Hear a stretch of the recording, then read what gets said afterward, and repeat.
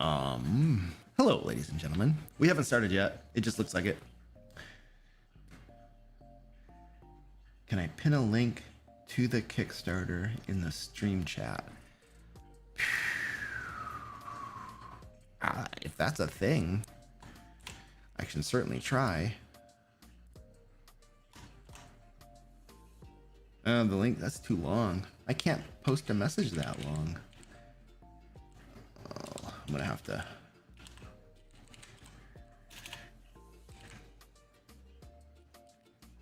There. I will see if I can pin that. I can pin a message. No way. I didn't even know I could do that. Huh. Well, that's cool. Hello, guy, everybody. How you doing?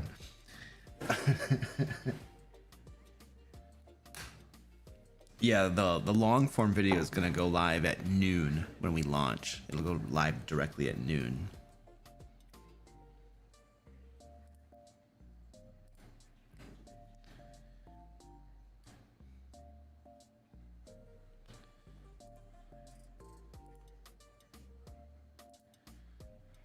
All right.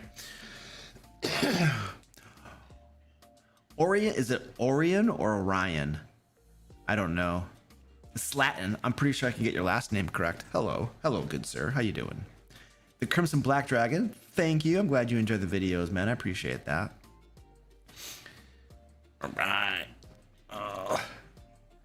Goliath Clerics in the house. Yay. All right, what am I doing? What are we doing here today? What are we doing here today? Let's do a... So am I going to get yelled at if I do a preview of the campaign? If I do the preview page, am I going to get yelled at? I'm just... Am I allowed to do that? Israel, good to see you again, buddy. You're like in every single stream. Welcome, dude. 20 Airminator 10. What up, dude? Orion? It is Orion? Okay, cool. Thanks, man. I appreciate that. I suck at pronouncing stuff in general, and names are the worst for me sometimes. Race Darkfeather, hello. Ryan Serret, what up, dude? How you doing, buddy? I'll get yelled at. Why would I get yelled at? What does it matter? What does it... If we're going to launch in 2 hours, why does it matter if I show off the preview page or not? I don't think it matters. No, it hasn't launched yet. We launch in 2 hours. We launch at 12 p.m. Eastern time. 12 p.m. Eastern time. Oh, you're thinking of doing your own channel where you do D&D stuff? Cool. What kind of stuff were you thinking of doing, man?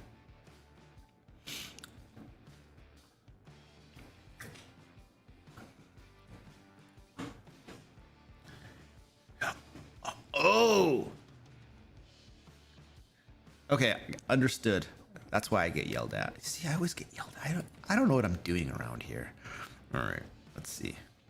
What I need to do is I just need to go to that right there. And that is my preview page. There we go. So this one, I'm allowed to show people. Okay. Excellent. It's a good thing I'm not doing this by myself. I'd screw everything up. Josh Squash, what up, dude? How do I feel about giving... Well, let me get my tea, and then we'll jump into answering questions and stuff.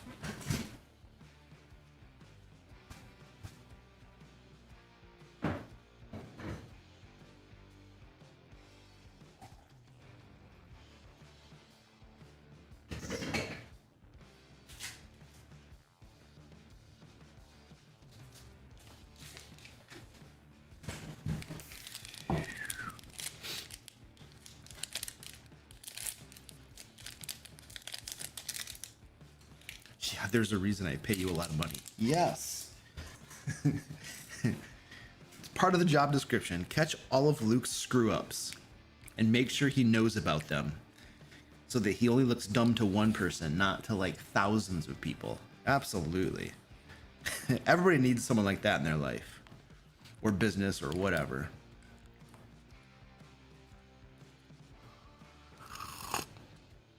It's gonna have to sit there for a little bit. All right, let's get this show on the road. Ooh. All right.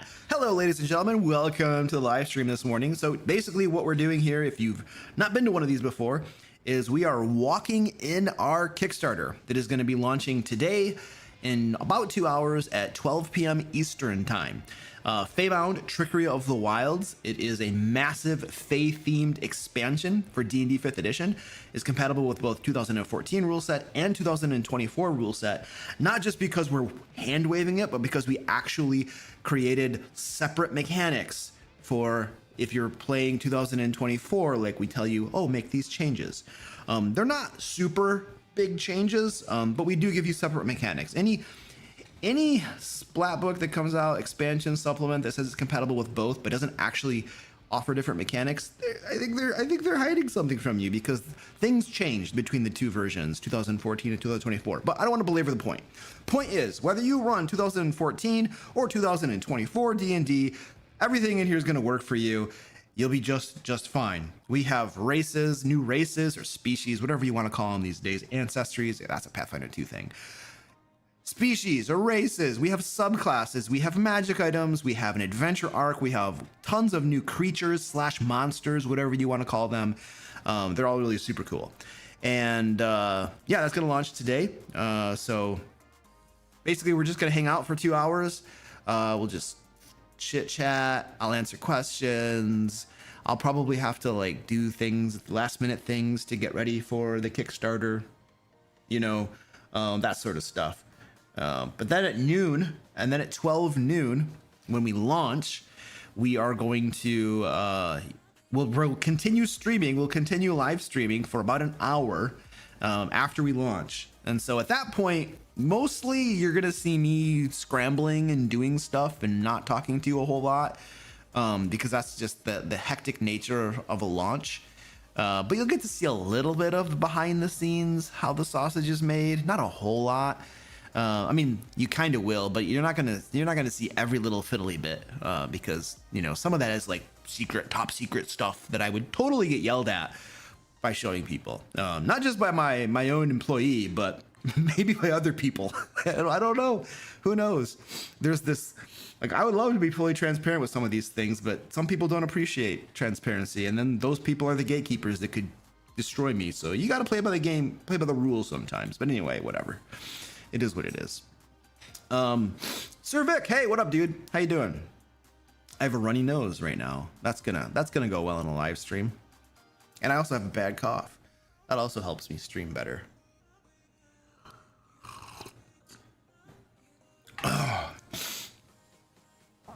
Lynn K, hello. Thank you so much, Lynn. I appreciate that. I hope everything exceeds your expectations. Yep. Well, we will see.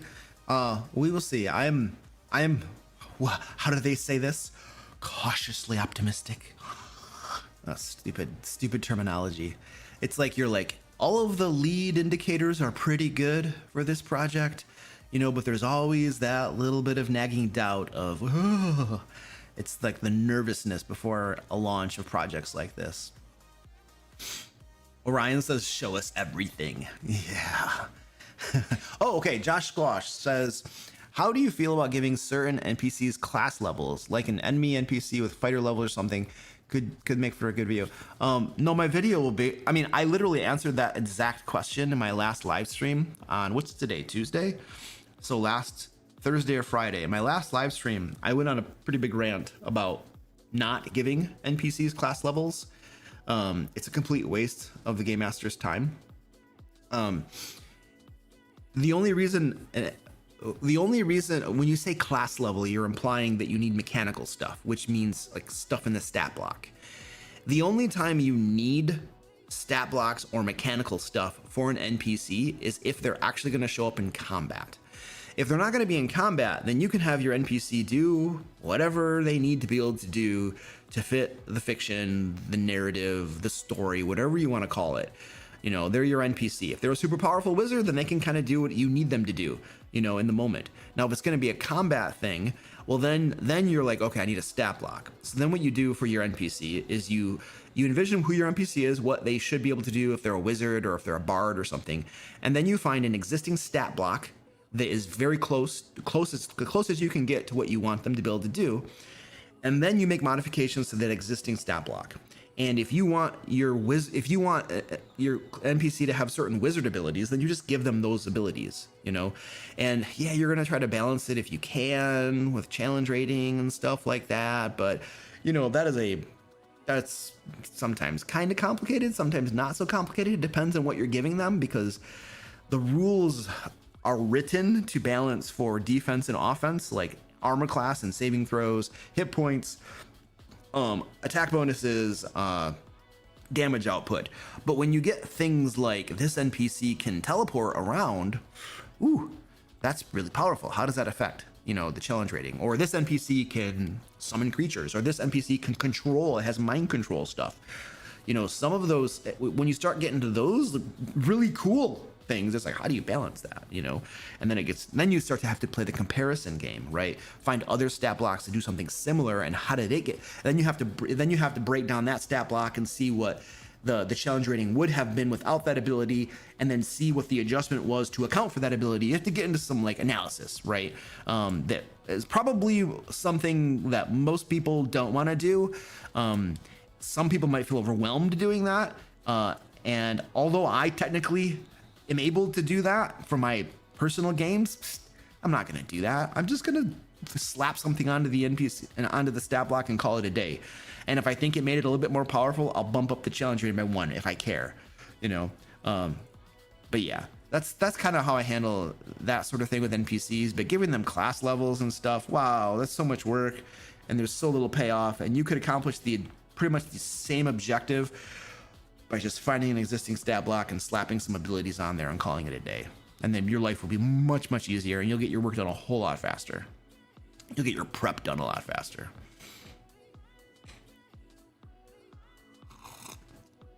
How does your Foxkin race differ from the Fox race released in Humblewood? I have no idea. I don't own Humblewood. I've never played Humblewood. I know nothing about it. I've heard of it. I've heard of Humblewood, but I know nothing about it. So I don't know. You like making puzzles, traps, stuff of that nature? Oh, that's interesting. I'm sure there's a creative way to make that and similar things the backbone of a YouTube channel and videos and stuff. There's probably a way to do that, you know. I don't know offhand, you know, but I'm sure there's a way to. There's usually a way to take something that you enjoy and turn it into the basis for some sort of creative endeavor, you know.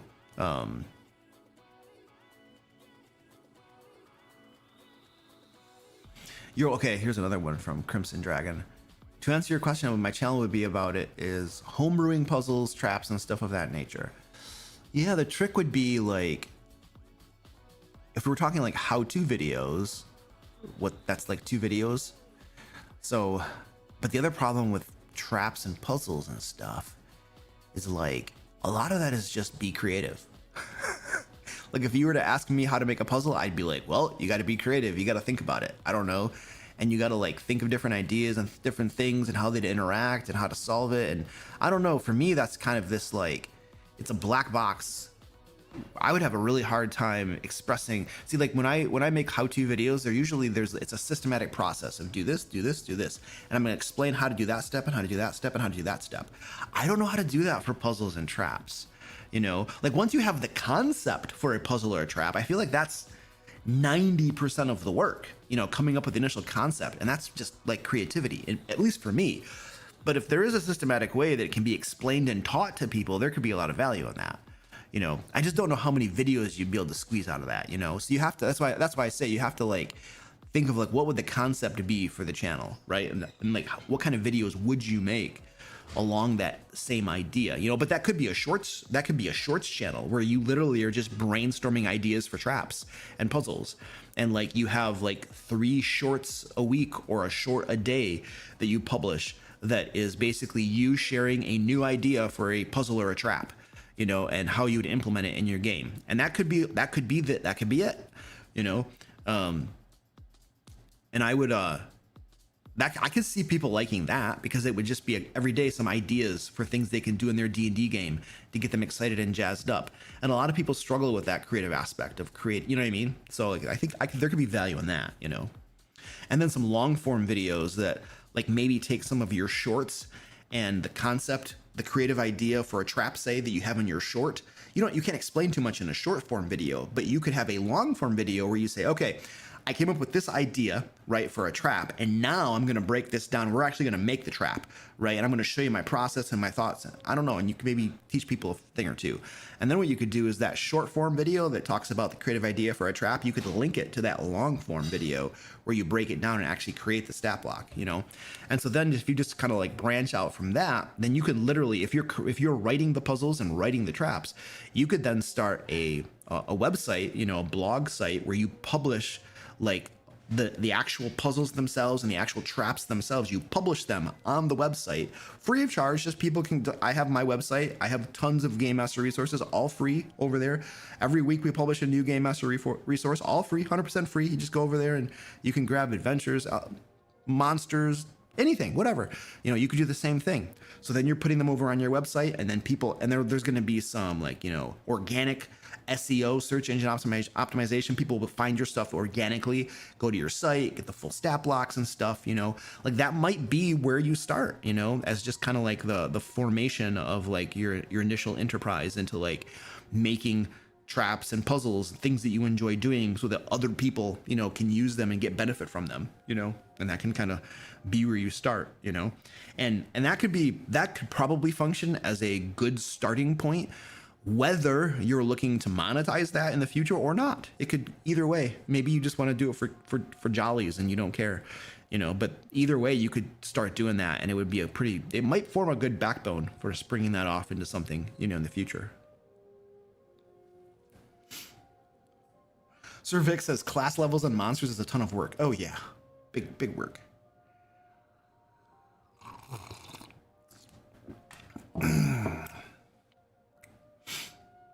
Where's my mouse cursor? There we go. If anybody else has other questions and stuff, you're welcome to ask them. We'll probably talk about the Kickstarter too. Pinned message is good. Oh, nice. The Nightbot link seems to be broken. Really? That's interesting. Is anybody else having trouble with the Nightbot link that goes to the Kickstarter? Is that a thing? I can fix it if other people can confirm that that's an issue.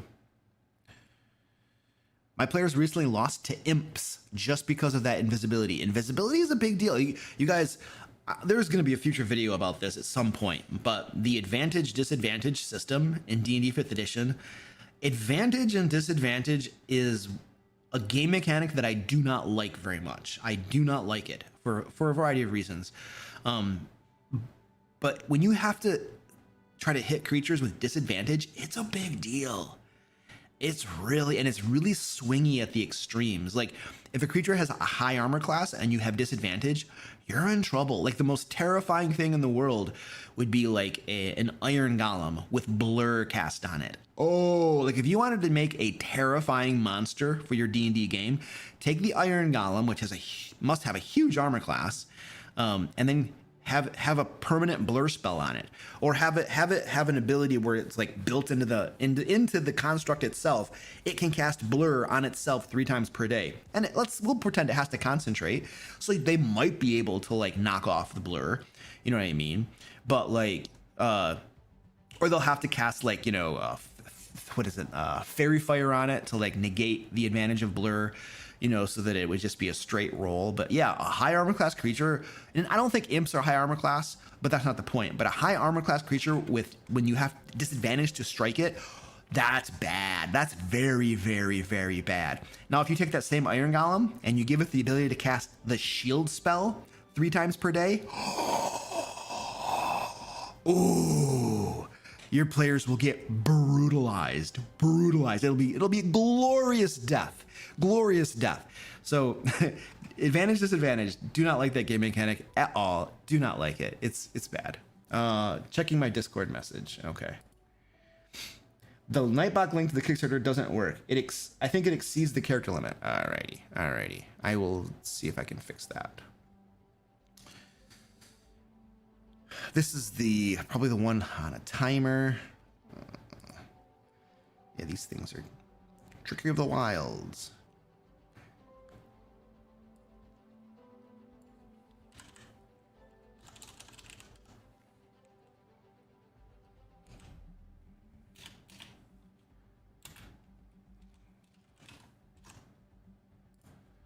All right, I've updated the timer. I'm gonna update the command so that you can try to do the command. All right, try typing in the command for Kickstarter and see if it works then.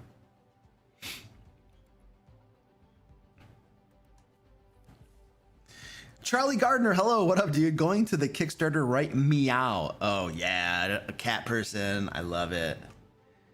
All right. And then we'll see if that works. All right, somebody click that and see if it works. Feybound should be compatible with Tales of the Valiant. I absolutely think it would be. You guys, if you play Tales of the Valiant, you know that it's essentially D&D 5th edition, right? They've changed a couple things, right? Instead of inspiration, they have instead of hero points, they use, no, not hero points. No, yeah, instead of inspiration, I think they use luck or something. Like there were a few mechanics, or there were a few things they changed, but for all intents and purposes, Tales of the Valiant is D&D 5th edition. It's one of those clones that they made. And they had their reasons, and I understand why they did it. 100% understand why they did it at the time. But yes, if you're playing Tales of the Valiant, like, I have no reason to believe that Feybound wouldn't work perfectly with it. Now, we do know that Kobold Press's monsters tend to be stronger than the standard D&D 5th edition 2014 monster, right? But the 2024 D&D monsters got a boost. They're stronger. Tier 1 monsters are about the same, but Tier 2, 3, and 4 got stronger in 2024 version D&D. I don't know if that puts them on par with Kobold Press monsters, but it's got to put them in the ballpark, I would imagine. But yeah, I mean, I can't give you, like, you know, what do you want to call it, guaranteed compatibility, but holy crap, if it doesn't work mostly out of the box, I would be shocked. The link's working now? All right, perfect. Thank you, ladies and gentlemen.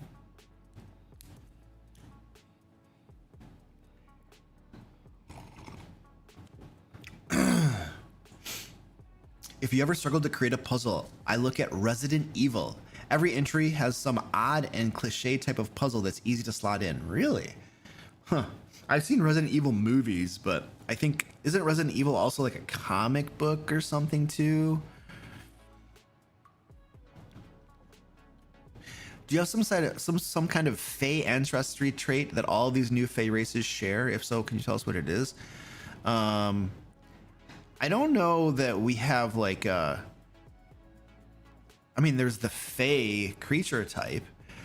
I would imagine some of our, I don't know, I'd have to look, but some of our races are probably the Fey creature type. Most of them are probably humanoid though. But there's no trait like that that they share. Each of the new races is pretty unique and distinct. They're all very unique, distinct races.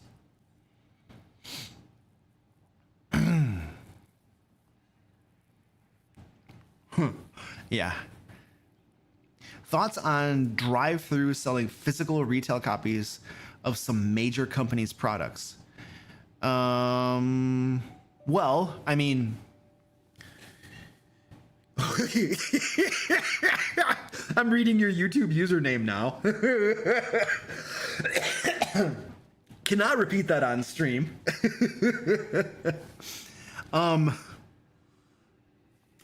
If I were to find a major company's books on DriveThruRPG, I, as a publisher, would assume that DriveThruRPG bought copies from the publisher as a retailer and is then selling them on their site. That's what I would assume. And this is the way this works. DriveThruRPG, I'm a publisher. I have a bunch of books I publish, right? DriveThruRPG probably emails me and they're like, hey, Luke, we want to buy 20 copies of Layers and Legends 2 and Loot and Lore 2. I'm like, oh, okay, cool. You know, you get half off MSRP, you know, so like it would cost you, what would that be? 30 bucks a book? 30 bucks a book, retail price, right? You got 20 copies of each, 30 bucks retail price. All right, cool. I know DriveThruRPG is a retailer. They're gonna buy it from me at half off and they're gonna resell it to you guys, to whoever goes on DriveThruRPG. So like, as a publisher, I would just be like, yeah, they're selling other people's books. Okay, they're a retailer. Okay. I don't know what the issue with that would be. You know, if they're buying it from me legitimately and then just selling it, okay, sure. You know, I mean, there's a retail tier on the Kickstarter of ours today, Feybound, that's launching today. People from Drive-Thru RPG might back at the retail tier, you know, and then get some copies of Feybound and then sell them. I mean, if they're a retailer, they're a retailer. So I don't see any concern with that, and unless there's some sort of like, but Modiferous I think is a retailer too, so they're a retailer as well. So as long as it's all being done in with the proper channels, I don't see what the problem is. Unless there's something like weird going on that I'm not aware of, but it seems nothing that I would bat an eye at.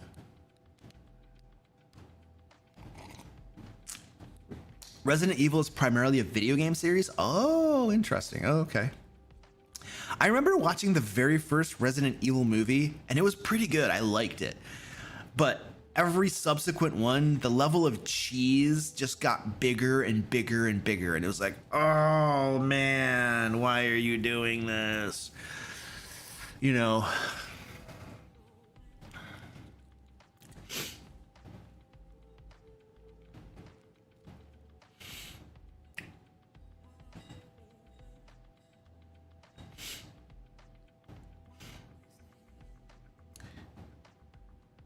Playing a barbarian, I grappled and pinned an iron golem to the ground to allow the rogue to kite sneak attack against it.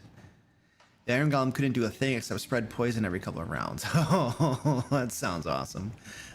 I think that's like a case in point of why you never just have one monster go against the characters. You always have at least two.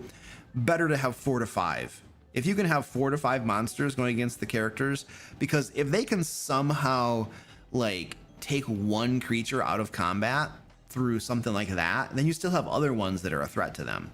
But this is the problem with the solo boss monster in D&D and other RPGs, is when you have a solo boss monster, if the characters have a way to put that one monster at a sorry disadvantage, then it's all over at that point. It's all over. So you never really want to just have one creature. Usually, now some RPGs it's different. Some it doesn't matter. But for D&D, I found that this works in Pathfinder 2. It's really hard to just have like one creature as well. For different reasons, though. For different reasons. But you usually want to have a handful of creatures. Will Feybound have a few plot hooks to get the players into the Fey realm, or do you have to start your campaign there? So there's an entire adventure arc. There's an entire adventure arc in there that I wrote that is adventures in the Fey realm, and that has a plot hook that gets them into the Fey realm. But we don't have like a list of possible reasons that your characters might go into the Fey realm. That's trivial to make. It's trivial to brainstorm ideas and plot hooks for that sort of thing. So, I mean, obviously we could possibly do that, but I feel like if you're running a campaign and you want it to take place in the Fey realm, I feel like the way that I would approach this with my group is I'd say, hey guys, I just got this really cool book, Feybound. It's got a massive campaign setting. And we have like graphics and stuff that show off the campaign setting if you go to the page and stuff. But I'll be like, I got this book. It has this massive campaign setting. There are 4 different Fey courts. They're all really cool. There's tons of new crazy monsters and stuff. It's amazing. I really want to run a campaign, or like, you know, a mini campaign or something in the Fey plane, right? And then I would pitch that. I'm sorry, I got a horrible cough. My throat is nasty. I would pitch that idea to my players and just be like, hey guys, do you want to play? Would you like to do this? Sure, let's just pretend that your player's like, yeah, let's do it. That sounds awesome. You know, and you're showing off the artwork from the book and you're like, look at how cool this is. And they're like, oh, and they're like, you can play as a Shrot. You can, like, if you're showing off, I could probably answer this question by also just showing off some of the stuff from here. Is this the right page? Yeah.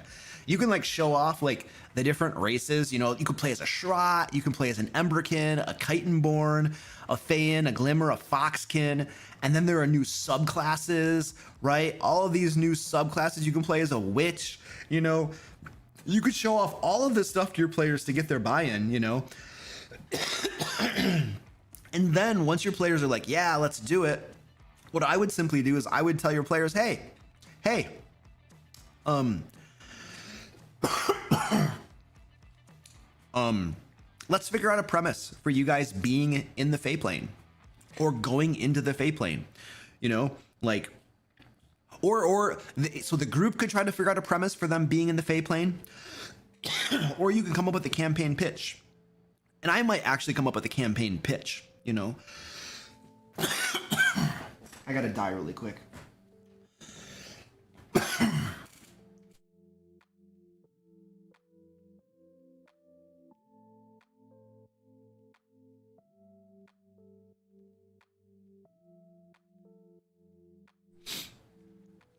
What I would probably do, though, you might have a conversation with the group to decide why they're in the Fey plane, because they might all be from the Fey plane. They might be from one of the courts. There are 4 courts in our campaign setting for Feybound, and they might be from one of those Fey courts, and for some reason they have to go into another Fey court. They might be on a mission or something. The ruler of one Fey court has asked them to go into a different Fey court. You know, this is how easy coming up with plot hooks are, right? You just start brainstorming some stuff, you know, and then your players might want to do something like that. You might have different pitches too. You might give them 3 different campaign pitches. Like, okay, we all want to play in the Fey plane. Here's 3 different ideas I had for what this campaign or mini campaign would be about. And then you pitch it to your players, and then you tell them what they are. And your players can talk about it, and then they might vote, or they might just decide, like, this one sounds really cool, let's do this. That's how I would approach it. That's how I would approach it. So it's not too hard, you know. And if you have trouble brainstorming plot hooks and stuff like that, there are resources out there that can easily help you, you know, with that sort of thing.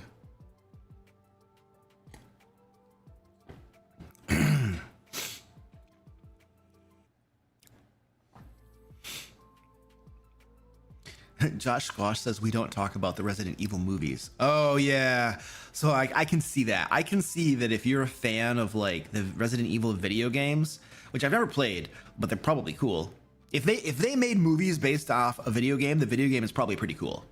But yeah, I can definitely see how if you played the video games, you probably would be embarrassed by the movies, because they just got progressively worse. They so did.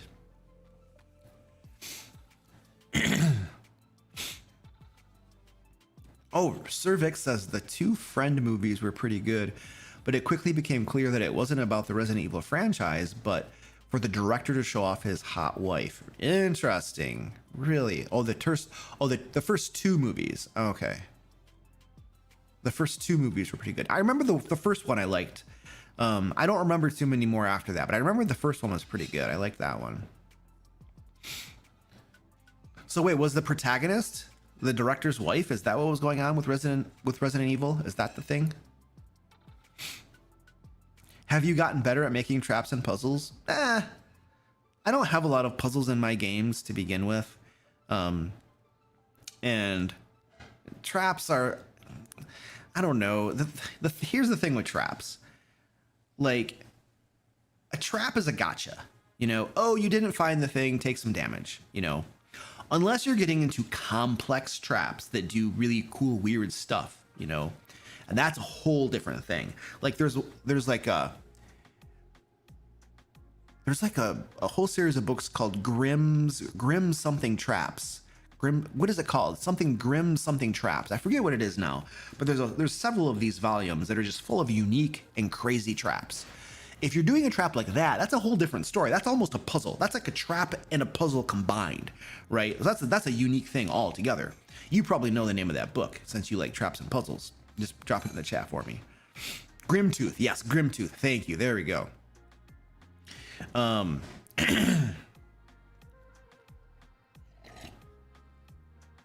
So, the thing with most traps, though, is that they're gotchas. You know, the players like don't look in the right place, or they don't find it, and then the trap goes off, and they make a saving throw, and they take damage, and that kind of sucks. You know, that's like how is that fun? You know. So like for traps, I prefer it if like my players can find the trap and then figure out a way to bypass the trap. And it might not be as simple as just I disable it and they roll a die. It might be something a little more complex than that, you know, especially if we're playing a game like Shadow Dark, you know, where that type of creativity is very much encouraged and happens a lot in the game. So it's more fun, in my opinion, for players to find the trap, to not just set it off and take damage, and then figure out a cool way to bypass it and get around it. And then they feel a sense of accomplishment too, like, oh, we found it, and then we thought of a way to get around the trap. So my personal opinion, unless you're dealing with a trap/puzzle, traps are better off found and gotten around than to actually go off on them, you know? So, yeah, I don't know. So traps are not like my favorite game mechanic. Traps and puzzles are probably I would say they're my least favorite game mechanics. Puzzles, because they're challenging to create, and most players kind of roll their eyes at puzzles. I think there are two reasons that people tend to roll their eyes at puzzles. The first reason people roll their eyes at puzzles is puzzles in the game never make sense. Why is this door protected by a puzzle that anyone can solve in under 30 minutes? That seems really dumb. Wouldn't you want there to be like a if you have like if you have the wherewithal, the industry, the magic, the gold, or whatever to create a puzzle on a door, why can't you just pay a spellcaster to create a ward on it that will only allow the door to open for you? Or something horrible happens if somebody else opens it? Or why can't you have someone create a mechanical lock that is super hard to open and have the door be heavily reinforced? It's just like, most of the time when you come across a puzzle in a D&D game, it's super obvious to everybody that the only reason that puzzle really exists is for the player's benefit, so they can solve a puzzle in the game. Because some people do like solving puzzles. But like, in the fiction, puzzles almost never make sense. Now, sometimes they do, and you can work really hard to make them make sense. But most of the time, they don't make sense, and players just meta know that the puzzle was placed there for their benefit so they could solve a puzzle, because some players like solving puzzles. But most of the time, they don't make sense, and for that reason, that's one of the reasons I don't like using them. I know my players have made comments before about like, oh, this doesn't make sense. Why would this puzzle be here and stuff? And it's like, you guys are right, but you know, calm down. I know at least John likes solving puzzles. So just, we have a puzzle like once every few months, maybe. Let John have some fun, all right? And quit belly aching.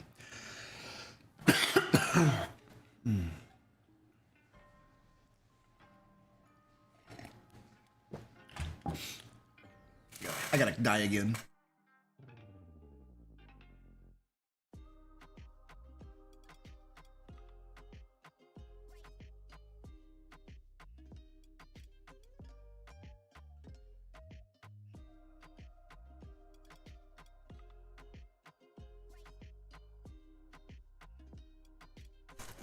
I'm back.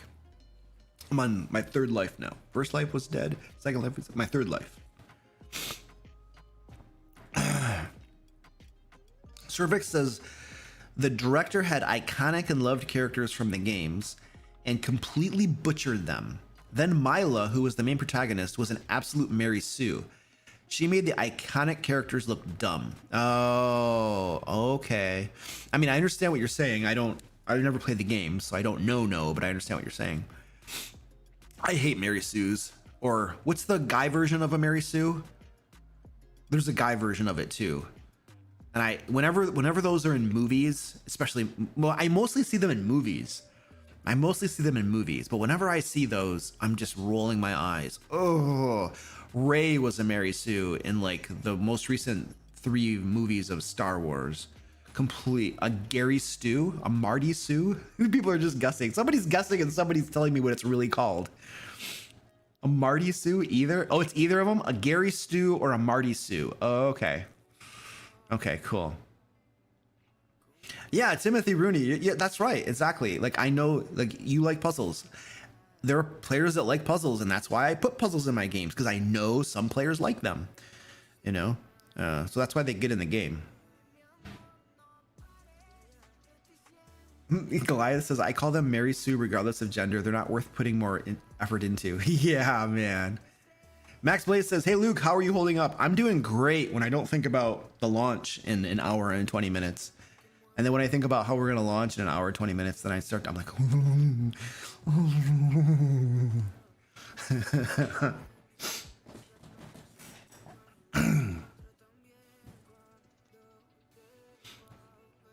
Crimson Black Dragon says, I like your videos so much I started thinking about making some videos myself. You gave me the motivation to try it because I like your videos. Yeah, dude, just try it, man. What I would start doing though is I'm about to say something. Even though you like my videos, I would not suggest you make videos like mine, okay? What I would suggest you do is start watching a variety of different D&D or TTRPG channels that are doing very well, okay? See the ones that are doing well. And because what I'm getting at is the style that I make my videos in it's dated, right? Anything is always evolving and things are changing, right? And so the way that I do my videos, right, it's dated, right? And people are doing videos in different styles and stuff, you know, that and in some ways are way more successful, right, than mine, obviously. Look at my views, they're not that great. So what I'm suggesting to you is you should like look at a variety of different videos from different channels across the D&D niche, the TTRPG niche, see how they're doing their videos and see what's working and see what's not working, right? Study thumbnails too, study titles too, study topics and stuff. So you need to like study these things and see what's going on, what the landscape looks like, because if you're going to making videos is tons of effort. If you're going to make videos, then you want to make videos that are going to appeal to people, that people will actually watch.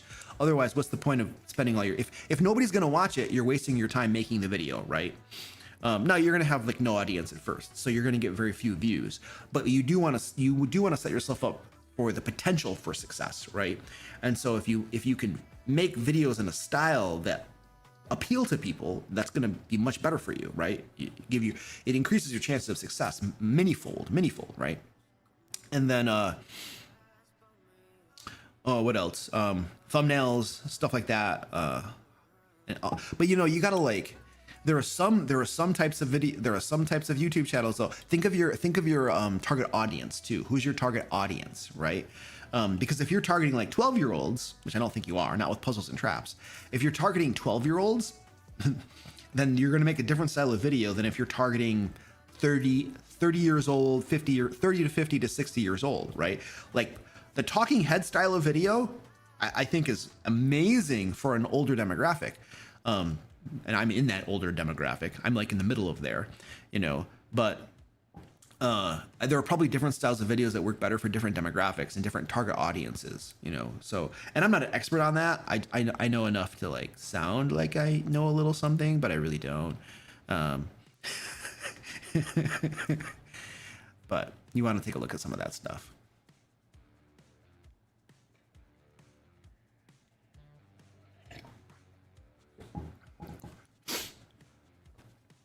Brian Dixon says, Feybound started out as Escape from the Fey before the crew expanded it into a full setting book as well.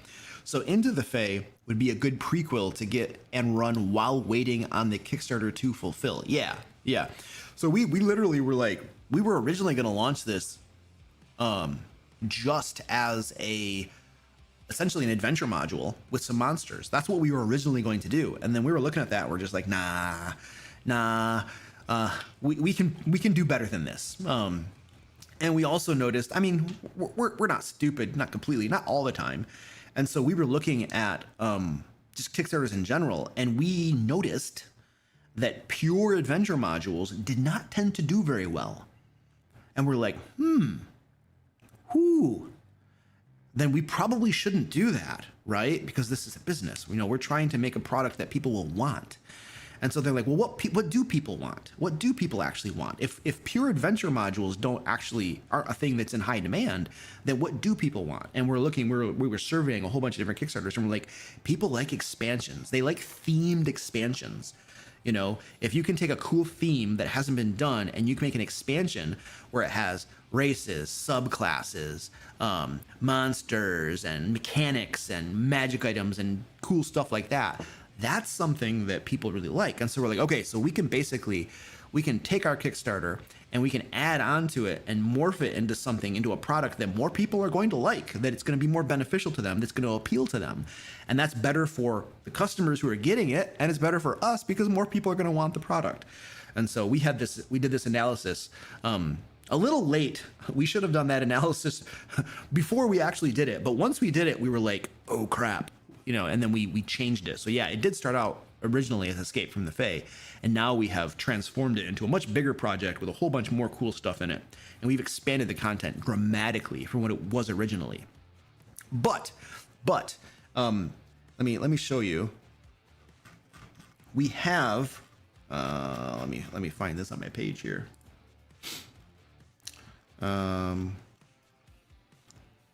So Into the Fae is right here. Let me also, what the comment in the chat was saying is, let me go to my website, thedmlair.com, hardcover books. Okay, here we go. So on the DM Lair website, get rid of that. We have all of our hardcover books right here, right? And right here is Into the Fae. So this is Into the Fae. This right here is a level 1 to 5 adventure module. It has new monsters in it, new magic items and stuff. But if you back Feybound, and Feybound will deliver, we're promising October 2026, I believe is the official promise date. Feybound will deliver at that time. So you got like a year, say, right? Well, guess what? You can get Into the Fae and run it. It's literally, this is like the prequel. And this gives you a perfect way for your players to experience the Fae. And then at the end of this book, they're in the Fae plane. And then what you can do is in Feybound includes another adventure arc, a 12 adventure campaign that starts at level 5 and will take you to a level 11. So you could literally run this for your group right now while you're waiting for the Kickstarter to fulfill. And then once you get your Feybound book, you could just pick this campaign up. I would imagine most groups are going to take, it might not take you a year to get to level 5. I'm thinking of my groups. My groups would probably get to level 5 in under a year, probably. So it might not take you the whole year to do it. But it'll take you a portion of that year at the very least, and besides which you gotta get this, you gotta prep it, you gotta probably wrap up your current campaign, start your new one and stuff like that. But then by the time you get Feybound, you can pick this up and run this adventure arc if you want. And I wrote both of these. So all the adventures in here I wrote, and then all the adventures in Feybound, the Kickstarter that's launching today, I wrote these as well. So yeah, you could this is easily, I would say that if you take this, the adventures in Into the Fae and the adventures that are included in Feybound, this is easily probably 1.5 to 2 years of content, I would say. I'm just kind of spitballing based upon my experience running games. Now, if you run every single week, right, or your players they just tear through content, it won't take as much time, right? It just depends on the pace of your group. I tend to have groups that go pretty slowly, so I know my groups would take probably about 2 years to get through both Into the Fae and Escape from the Fae that's included within Feybound, right?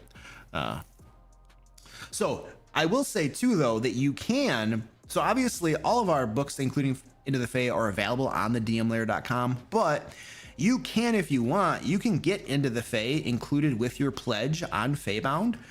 We have some of these ultimate collector's editions, and you can go to the page right now and you can look at these and see what the different tiers are. But some of these include Into the Fae as well. And I do want to point out, now this will all ship together. So if you get Into the Fae as part of Feybound, be aware it will all ship together. This is a way for you to save on shipping costs, is what this is. Okay, if you don't care about shipping costs, go to our store, get Into the Fae from our store. You'll get it within a few days. Okay, I think technically we say no. It's not a few days. No, I'm sorry. It's a 2 weeks is what we promise it. You should have it within a couple weeks. A lot of times it's much faster than that, but that's our official 2-week timeline thing. But if you don't care about shipping costs, you can get Into the Fae right now, and then don't get it as part of your pledge here. Get one of the other pledges that doesn't include it, So yeah, there you go. I have a couple messages from Zach. I should probably see what he's saying.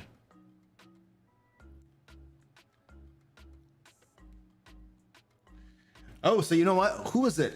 Overboard. Overboard, you asked the question Will Feybound have a few plot hooks to get the players into the Fey realm, or do you have to start your campaign there? Now Zach is telling me, he's like sending me a chat. Oh, what was the error in the tiers? What was the problem with the tiers, Zach? Can you just tell me in Discord? So Zach is saying that the idea of having plot hooks to get players into the Fey realm, he's saying we could actually put that in our book. We have until, I think we have 2 more months to actually create content before we have to start doing layout. So, and because plot hooks are, like I was saying, not too hard to come up with, we actually could create plot hooks. So Zach, can you just make a note on our Trello board for us to do that? Because I think you're right, that it's a good idea and it would be really easy to implement and it would add value to people running the product, so they're running the content. So yeah, it's a good idea. Well, let's do that.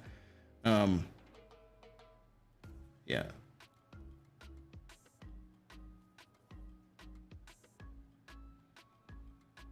Oh, you'll have to fix, can you fix that, Zach? Can you fix that graphic? So one of our graphics is wrong. This graphic right here is wrong. It doesn't include into the Fey in this graphic. This is the 110 graphic. You're already working on it? Okay, so if you're seeing this right now, this is incorrect. We're fixing this right now. Oh, this is the top tier. Wait, that doesn't include, wait, hold on a second. No, dude, Zach, the Ultimate Collector's Edition, Early Backer, plus VTT. Oh, it says PDF. Oh, it says Feybound PDF. It does include into the Fey. It's just not the PDF. It's the book and the PDF. It's everything. Yeah, you're right. It should just say, it should say into the Fey right here. Yeah. I understand now. This should say into the Fey. Correct. Okay, I'm on the same page. Yeah, we just have a typo. We didn't catch that typo. Oh, by the way, when you back Feybound, if you get into the Fey, you're getting the hardcover, you're getting the PDF, and you're getting the map pack. It all comes included. You get the whole deal. If you get into the Fey, you're getting the whole thing. Just, there you go. You got it all. And also, obviously, if you get the PDF tier, you're getting the PDF and the map pack, right? But if you get the hardcover tier, the PDF is included. If you're getting a hardcover, the PDF is included. It's just included in, it's wrapped in there. Okay. And, so you're bundling stuff and you're saving tons of money. Basically, that's what I'm trying to tell you. You don't have to get them separately and stuff. Yeah. Overboard is happy to make you happy, dude. I'm like the, the project manager, and I'm just like, oh, that's a last minute change. I don't want to do that. And Zach is like, Luke, but that's really easy to do. And it's a really good idea. And it would add a whole bunch of value to the project. And I'm like, okay, we can do it. So thanks, Zach. Zach is the one who was like, Luke, just do it. All right, Zach.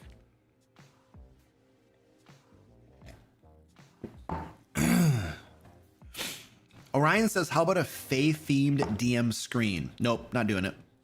I'm going to tell you exactly why.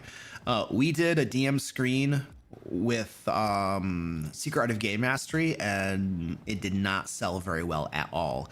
And it represented a disproportionately high level of effort and cost for us to create it.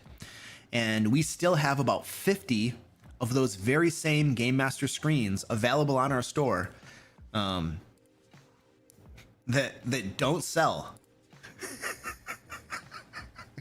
And these screens are amazing. They're all absolutely beautiful. Let me show you these screens. You're gonna love these screens, but they just don't sell.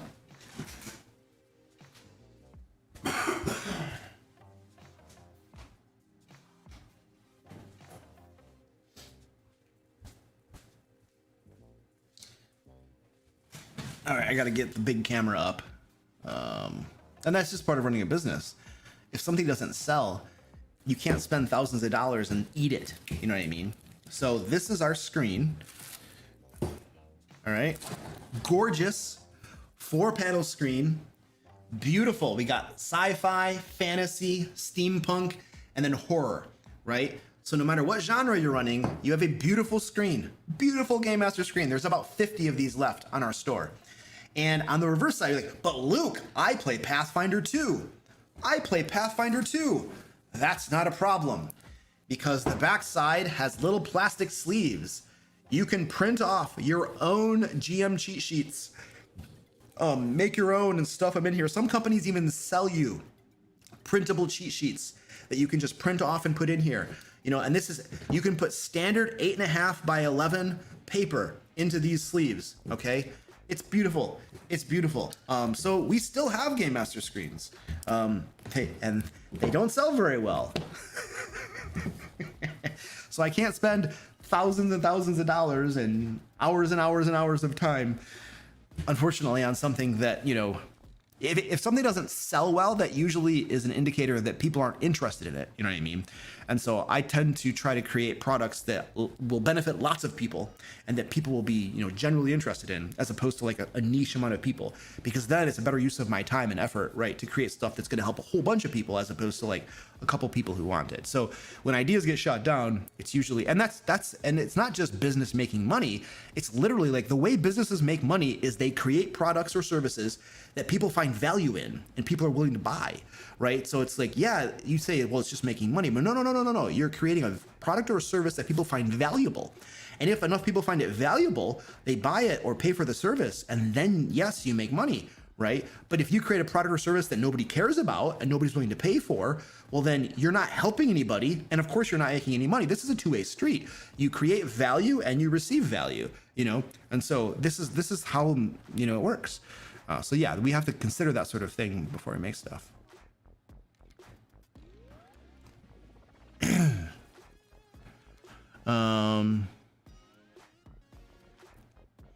Oh, we talking about the contract system? Oh yes, we have a contract system. There's some people commenting about the contracts system. Let's take a look at this on our page. Let me see, right over. Let's go look at the contract system. So we have a bunch of different Fey mechanics that we're putting into the book, and let me find the part of the page that talks about that. Okay, so this right here specifically is the Fey contracts. Can I zoom in? Can I make that bigger? Yeah, to a certain extent. All right, so there's going to be mechanics on Fey contracts. All right. Now there might be that we have, like, this is like our, you know, a little bit on the page here of 3 different types of contracts. There are the unwitting contracts where like you get roped into it and you don't know that you made a contract. There's a street deal, right? A little barter trade goes back and forth. And then there's a true contract. And this is more like, you know, where you sign off to it and you agree to it. So we're going to have mechanics for this and how you can implement this in your game, right? We also have boons and banes. And then this talks about the 4 courts and stuff. I think we have, we have true names. I don't think we have that in here, but we also have a mechanic for true names, because if you know anything about the Fae, true names is a thing, right? And there's power in the true name of a creature or a person, right? So that's going to be one of the mechanics too. And Zach, Goliath Cleric in chat is the game designer for those mechanics.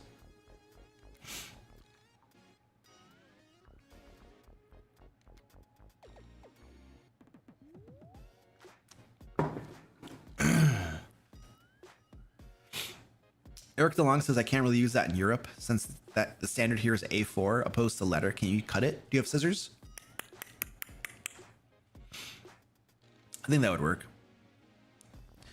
Because I think A4 is bigger than 8.5 by 11, I think. If it's smaller, then you can definitely use it. Either scissors or either way, you could finagle a way to make it work if you want. A lot of people are saying they like sleeve screens. Well, we got a bunch of them in our store if you want them. I just want a DM screen which would give me 2 extra monitors for my laptop. Oh yeah, dude. I have a 3-monitor setup here, and when I'm running games online, oh, it's amazing. Amazing. The main game is taking place here. All of my reference material is over here. And then over here, my 3rd monitor, that usually gets used for updating the time and stuff. Should I add a bullet in there about true names?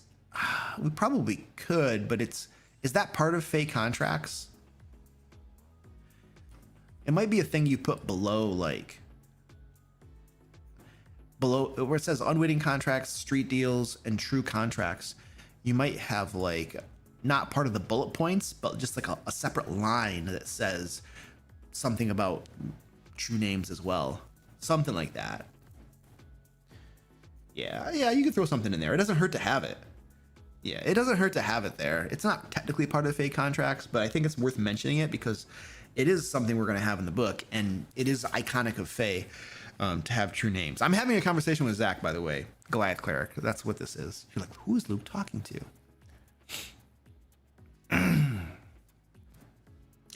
A4 is bigger. Yeah, you could cut it. Yeah. Yeah, you could also resize. So like, even if you had some sort of like pre-made GM screen that prints on A4, you could open it up in a PDF program, such as, you know, Adobe Acrobat or whatever, and then you can resize it and just print it smaller on your A4 paper, and then trim the A4 paper. So you could, you could finagle it. You can get it to work. A little bit of extra effort, But how often do you print new reference material for the back of your DM screen? A lot of us, once we have the stuff we like, we just use that. Embroiled into the magics of the Fey plane are true names. Will you risk yours to sign a contract to gain unlimited power? Sure, that sounds cool. Let's put that there.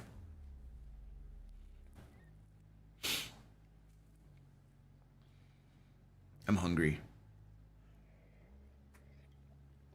We have 1 hour until launch. 1 hour until launch.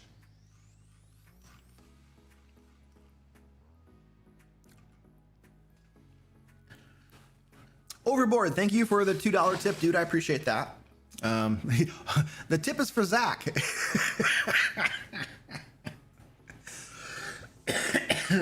There you go, Zach. You got a tip, man. I don't get the tip. Well, Zach is the one that fought for your idea, so I think that makes sense. It's all good.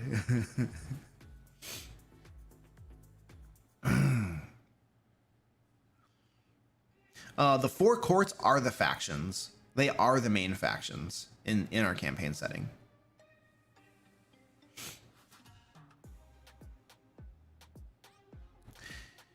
Eric says, I bought a DM screen, but we play at many different homes. Most of the time, there was no room for a DM screen. So now I use a tiny box that used to be a box containing a puzzle. Oh, interesting. Yeah, I need a lot of space when I'm a game master. I have a lot of stuff that gets spread out. I've been at conventions before where they give me a table that's way too small, or the worst is at a convention if they give you a square table. Oh, those are really hard for me to use. I have to sit on like the long side. Like if you have not a square table, a rectangular table. If you have a rectangular table, I have to sit on like the long end in the corner so that I can put the battle map in the middle and reach the battle map. And then I have to have players around the rest of the table. But like, because if you see the rectangular tables, traditionally the game master will sit at the very end. Game master screen sits there, all the players are here. It's perfect, it's beautiful. The problem with that setup is that you can't access the battle map. You can't draw on it. You can't move minis very well. Moving minis is probably easier, but drawing it and stuff, oh, it's a nightmare. It's like you can't reach the stuff you need. So sitting at the end of a rectangular table does not work for me. I have to like go to the long side in the corner and monopolize a lot of space. So a round table is way, way better. Or what I have, I have a rectangular table right here, but I sit on the long end and I take up the entire side. But I have a riser. I have like a table riser. It goes up about that far or so, where the map and everything goes. And the players have more room because some stuff can get stuffed underneath it a little bit. You know what I mean? It works beautifully and it elevates it so you can see it better. Dice don't get rolled onto minis. I can reach over my screen and get to the battle map. The table risers they sell are like, oh, they're so good. They're like an absolute must-have for me when I play in person. Now I can't take them to like conventions and stuff, but they're super sweet.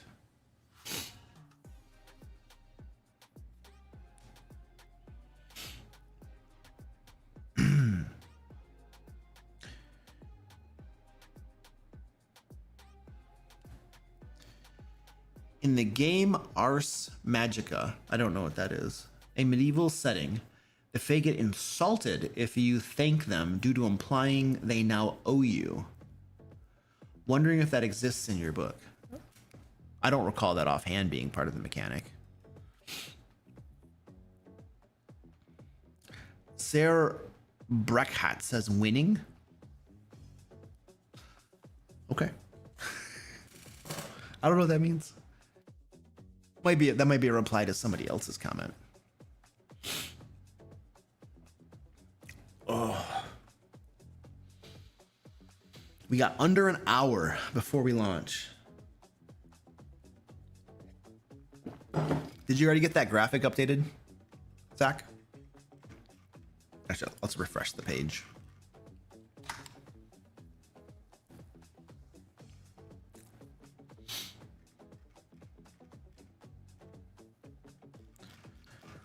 Ooh, it's all the way at the bottom. All right. And I'm assuming it's updated on the promotional page too. All right, perfect. Feybound PDF into the Fey. That's what it should say. Excellent. Did you take a quick peek at the other ones to make sure that same problem, that same copy paste problem didn't perpetuate somewhere else? Probably look through it too. I'm looking through it too. Feybound alt cover, Feybound PDF, into the Fey, Feybound map pack, alt cover, Feybound PDF, VTT, Feybound map pack, Feybound standard hardcover, Feybound PDF, map pack, VTT, Feybound alt cover, Feybound PDF, Feybound map pack, Feybound standard hardcover, PDF, map pack, PDF, map pack, PDF map. Yeah, these look okay. Yeah, they look fine. You've eased your panic attack over it. Nice.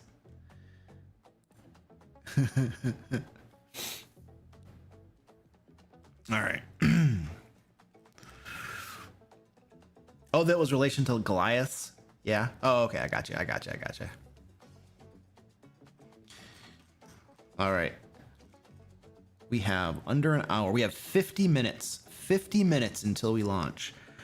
So, I put out a little short today talking about the Shrot. This is like, I don't know which is my favorite race from the from Feybound. It's either the Shrot. Oh, I think I have 3 of them that I think are really cool. The Shrot, because this is like, it's a legally distinct version of Groot, is what it is. The Shrot, super sweet. The Chitinborn, this is like a cockroach. This is essentially a cockroach. Playable cockroach. Playable cockroach. Notoriously difficult to kill. It's beautiful. And then the Foxkin, which just looks cool. Looks ultra cool. I don't know. I almost think it's either the Shrot or the Chitinborn are pretty cool. They both are pretty cool. I don't know. My favorite subclass, I'm excited about the Pact of the Witch Warlock. You can essentially play a witch, you know, that has brews, alchemical, like magical potions and crap like that. So that's pretty cool. I'm excited about that. That's gonna be awesome. Goliath thinks the Foxkin is his favorite. Eric, I am Shrot. Yeah. Ars Magica is an old game where you play Magus, wizard, in medieval Europe. Oh, okay, cool. The Glimmer looks perfect for bards. Oh, so you could be a Glimmer and then bard, and you could even do College of the Courts bard. It might be, yeah. I'd have to go look at some of the stat block, the stats for these things, but yeah, I bet it would. I bet it would be work for bards.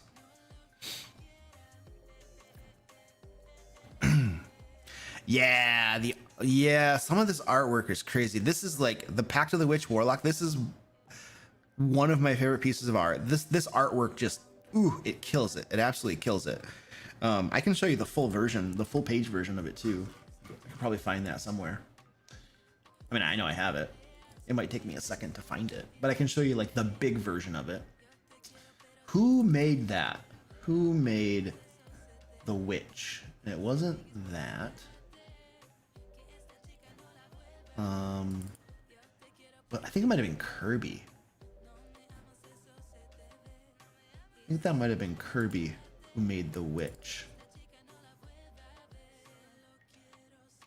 Yeah, it was Kirby. All right, I got it.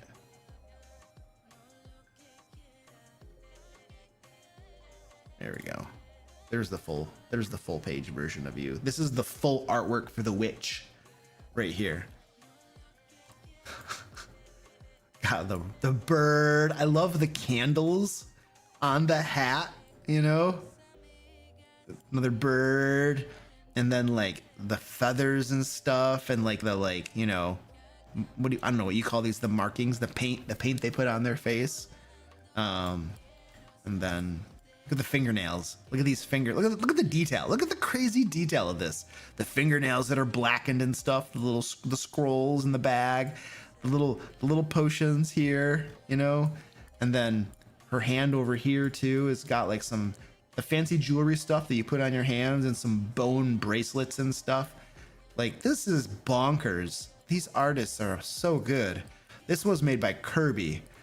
Kirby is this artist's name. Kirby Gambala, something like that. This is like outstanding. Outstanding. I love that. Wow. I wanted to show the Kitenborn too. Let's look at the Kitenborn. That was from Al. So Al Ferdowsi is the artist that made the Kitenborn. I'm gonna pull that up for you, so you can look at that too. This is one of I like this one too. This is really cool. This is essentially the cockroach. You can play as a cockroach. I love it. Wow. The nails almost look like quills with ink all over them. Oh yeah, that's true. That's true. That's cool. Yes, the witch art has a crazy vibe. Oh, I love it. It's super cool. Yeah, this is absolutely outstanding. This is one of my favorite pieces. It's hard to say exactly, you know, like what your favorite is, because we have tons of different stuff. Like some of the full page artwork that we're having done is absolutely gorgeous too. I could show you some of the full page artwork. Let me see. I gotta make sure I get the one.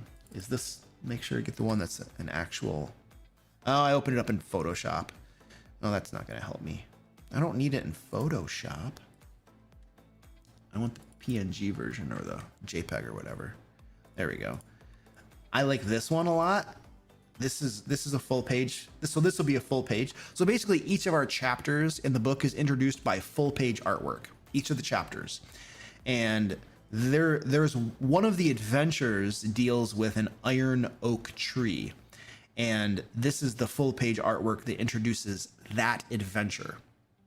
And it's just so cool. I don't know, you know, it's like, I don't know. I'm not an artist, so I can't like say why I think it's cool, but I just look at it. I'm just like, oh my goodness, it's so good. It's so awesome. What was some of the other? There was some other. Oh, this one's really good too. Hold on a second. This is another full page artwork that is stellar as well. I loved this one. By the way, these this full page and this other full page were made by Matthias Kalza. He's the artist who made these. I love this one. Spectacular. Spectacular. Just really cool. I'm zooming in a lot, so but you can just get an idea. This is awesome. Just spectacular. So I really like that one. And then was there another one? I mean, there's so much of this that is just really cool. Here's another one by Matthias Kalza. It's cool too. But yeah, there's a whole bunch of these, man. Look, we have Zach. What percentage of the artwork would you say we have finished at this point? Like, I know that we're on track to have all the artwork done in a couple months. But I wonder what percentage we're at right now. It's not bad. It's not bad. I know we're on schedule. We're on schedule. Okay, we're at about 75% to 80% of the artwork being done. Okay, awesome. Yeah, so it's mostly done. We got about 20% left to do. The tree, okay. Cervix says the third one is sick. Yeah, the tree. Yeah, dude. When he sent me this one, I was like salivating. It looks so good. It's so nice, man. Evan Brashaw says it looks as much like an alien civilization built around a tree, like a ship in the Harlequin's Moon by Larry Niven. I'm not familiar with that, but so this adventure literally takes place in a. There's a hag coven as part of this adventure right here, and the iron oak tree here is like part of that adventure. I don't want to say too much more because there'll be spoilers, and some of you might be players that play this adventure someday, but it's a really cool adventure. And this iron oak tree is part of it, and this is like the artwork we had done for it. So it's like really cool.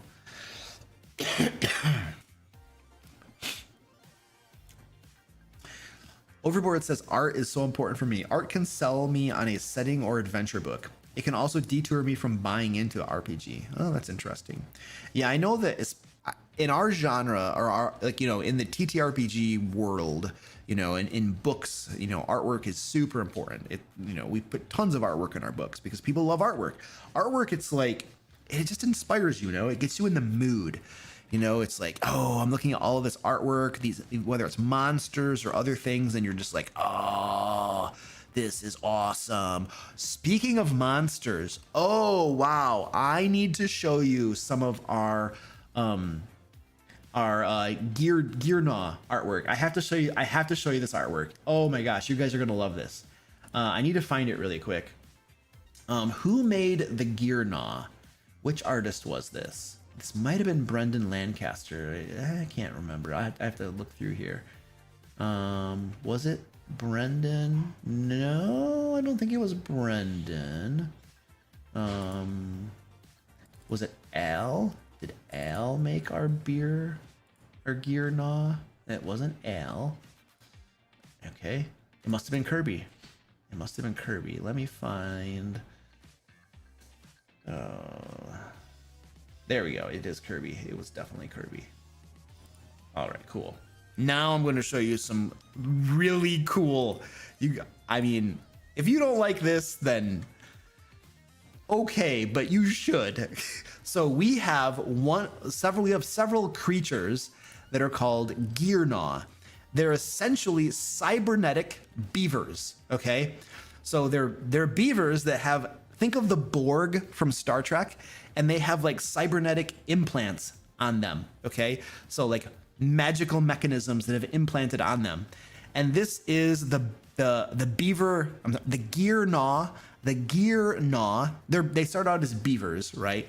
So this is the gear gnaw worker right here, the gear gnaw worker.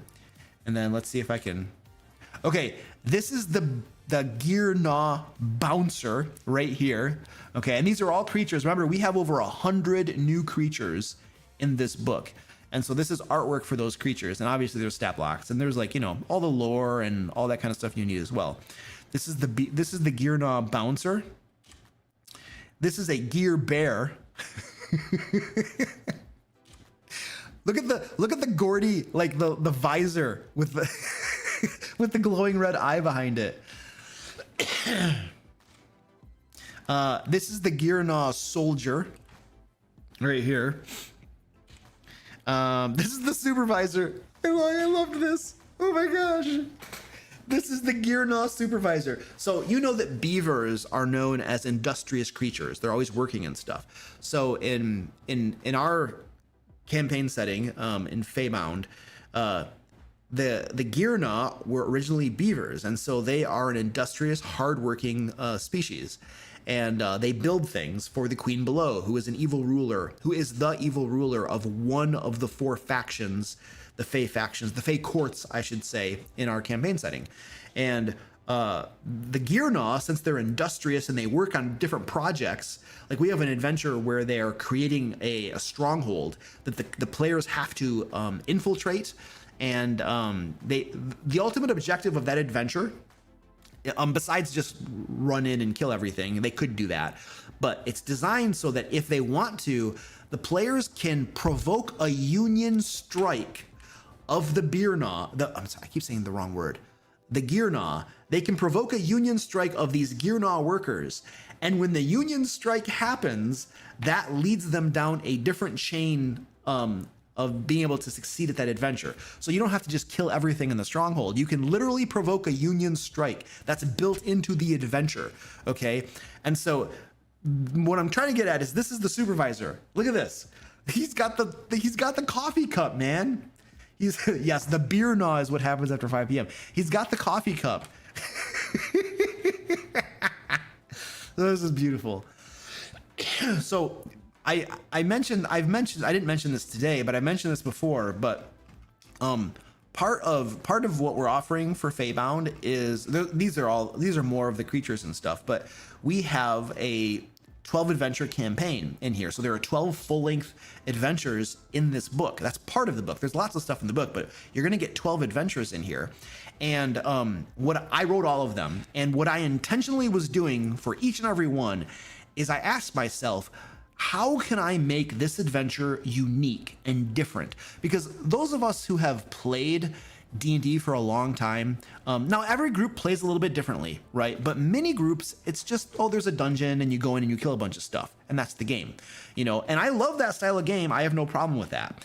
I love playing that. But for this project, for these adventures, I wanted to make something a little different. I wanted, because this is the Fey plane, you know what I mean? It isn't just necessarily go in and kill everything. Now, some groups are going to do that, and that's okay. But I wanted there to be different win scenarios, or different mechanisms by which you could win the adventure and overcome the challenges besides just killing everything. And so I tried to put something like that in every single one of our adventures to make them a little bit unique, so that there is we have one where it's literally a heist. There is a heist adventure. The whole point is to sneak into this fortified encampment and retrieve one of the charms of the Queen Below, but it's a heist. You don't have to fight everything. You're literally supposed to sneak in and try to get it. In the one I was talking about that has these Gearnaw workers, the objective, and here's another one. Here's the Gear Wolf. This is the captain. This is the Gearnaw captain. It's something else. But for the adventure that has these Gearnaw in it, the objective, one of the objectives, the players can always choose to overcome the challenge of an adventure in almost any way they can imagine, any way that works creatively, you know. But one of the things that we built into the adventure was to provoke a union strike, which would be a win scenario, a way that they could win the adventure, you know. So anyway, those are cool. I had to show you the artwork for these guys. They're super awesome.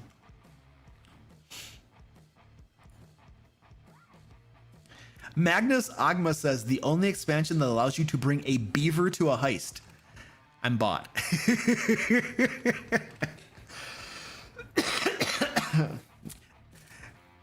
Beaver cruiser optional. Who am I kidding? I was bought at Fey. Yeah, I mean, the best that we could figure, we looked to see other Fey expansions that have been done, and at least for D&D 5th edition, this is absolutely the biggest Fey expansion we could find that we're doing. We didn't see any other big projects like this that had all of this Fey content, you know. Now they might have done it for other editions. I don't know. We didn't go back we didn't go back 50 years and scour every possible thing. But at least for D&D 5th edition, we didn't see anything of this magnitude that just kind of so I think it's pretty cool. I'm pretty excited about what we're doing. Oh, don't forget to tell them about Gearcanthropy. Oh, that's right. Okay, so that's right. I did forget to tell you. So all of these beavers, right? These cyborg beavers. This is probably this one's here is pretty cool. This is the worker. This one's awesome. So these are all cybernetic beavers basically. But here's the thing. The cybernetic implants are actually a curse. It's like lycanthropy. All of these beavers, if they bite you, it provokes a curse similar to lycanthropy. I mean, it is a form of lycanthropy. Only you turn into a gear gnaw yourself. Like when you're in this adventure, if these things bite you, and right now my group, one of my groups that I run D&D for, is literally playing through these adventures right now, and they are literally in this adventure, and they're at the very beginning of this adventure. They just started it, and I think one of them has been bitten. Okay, this is spoilers if you're playing my game right now, so you should probably close your ears for a second. But one of my players has been bitten, and this is a lycanthropy, and like if it's gone unchecked, they literally can turn into a gear gnaw, a cybernetic beaver, and we have like mechanics for that and stuff, for that curse and the lycanthropy and stuff. So it's pretty cool. It's pretty cool. I'm gonna send you a message, chat. A message, Zach.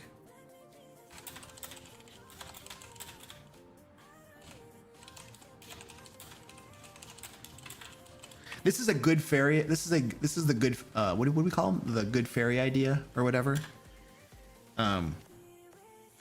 So, but take it for what you will. All right, I have to go bio like crazy. We're gonna be launching in a half an hour too. So I'm gonna play you a little video and then I'll be back. You know, one of the things that really annoys me about Kickstarters? Stretch goals. Look, we all know they are a scam. 95% of all projects literally have the stretch goal content completed before they even launch. And then they manipulate the stretch goal targets based on project velocity or past project performance to ensure they hit them all. It's all a song and a dance, and it's stupid. That's why from my next Kickstarter, Feybound, Trickery of the Wilds, we're not doing any of that crap. This is going to be the biggest, baddest Fey-themed expansion for D&D 5e ever created. No stretch goals, no bullcrap. We've already crammed everything we can into it. A sprawling Fey campaign setting, 6 vibrant new player races, 10 wildly creative subclasses, a treasure trove of magic items, dynamic Fey gameplay mechanics, over 100 twisted and unforgettable monsters, and Escape from the Fey, a level 5 to 11 adventure module featuring 12 full-length story-rich adventures. So if you want to get everything you need to bring the chaos, whimsy, and wilds of the Fey to life in your games, follow Feybound, Trickery of the Wilds on Kickstarter right now. We launch soon and we'll have early backer specials for just the first few days only that you won't want to miss.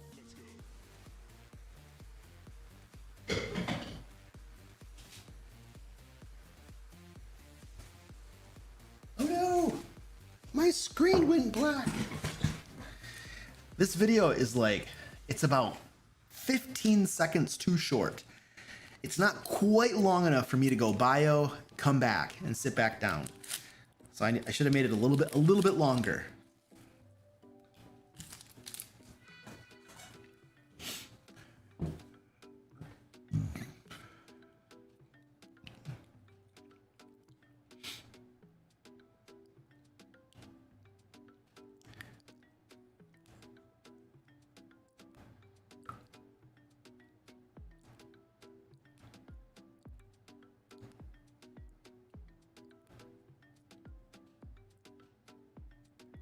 Oh, okay. No, we do have, so related to the gearcanthropy, there is a gearcanthropy option that will get added to your character. If your character becomes cursed with gearcanthropy and you begin turning into like one of these cool dudes right here, we do have mechanics and stuff if that happens to you. So, cause you're right. Like what you don't want is if getting cursed with lycanthropy and then turning into that thing essentially takes your character out of the game, that sucks, right? That's you might as well have died, you know? So yeah, we don't want to do that. But we have a gearcanthropy option for you, where if you get cursed with this and you turn into it, things happen to you. It'll be fun. I hope this happens to one of my players. It'll be fun.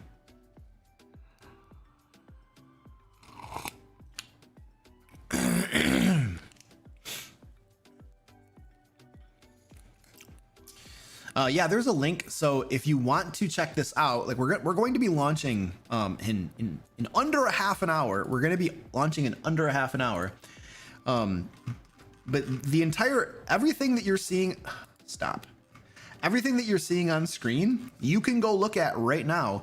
There's a pinned comment. There is a link in the description where you can go look at all of this. You can see everything that is in Feybound, everything that you're going to get.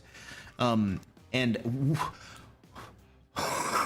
we have not punched the numbers to see exactly how big this book is going to be, but I have a feeling we're around the 400 page mark. I just have this gut feeling because I've published lots of books now like this, and we haven't actually punched the numbers, but it's going to be a big boy. But if you go to that link, you follow that link, you can get to the reward tiers part and you can see what the different tiers are and what they include. So you can start planning like what you want to pledge when you get this. We have the $40 entry where you're going to get the PDF and the map pack. Now, the map pack, what is the map pack? It is all of the maps for the adventures that are in here and for the Fey campaign setting. So for the adventures, you're going to get the JPEG version of it, gridded, ungridded, and with the DM markings on it. You're going to get all versions of it so that you can use it in like we are offering this for both Roll20 and VTT. I'm sorry, Foundry. Roll20 and Foundry. We will have a version for that if you want to get that. But if you are like, yeah, I use like a different VTT that you're not offering it for, we're giving you all of the map pack includes all of the maps, all of that stuff you need for these adventures. So you can put this into the VTT of your choice if you don't get the Roll20 or the Foundry VTT, if that's not what you use, right? So but the map pack includes tokens too. So all of these cool creatures, we're going to tokenize them. And you're going to have tokens. Whoops, that's the wrong button. I'm trying to like switch between stuff. You're going to have, the map pack includes all the tokens too for all of the creatures in the book. All of the, and then the PC, everything. We'll give you tokens for everything, right? Everything that's in the book that we have artwork for, you're going to get a token for it. So the map pack is going to have all that cool stuff in it. And the base pledge includes the PDF and the map pack, right? All that cool stuff. And then if you want to add on either Roll20 or Foundry, get this bad boy right here, right? And then the standard hardcover is $60, but you get the PDF and you get the map pack too, And but the coolest part is we have for the first 3 days we have early backer specials. If you want the alt cover. If you want to get the alt cover, and this is the alt cover right here, I can probably show you a bigger version of the alt cover. Let me find, we have mock-ups of this. I don't know. Do I have a mock-up of the alt cover?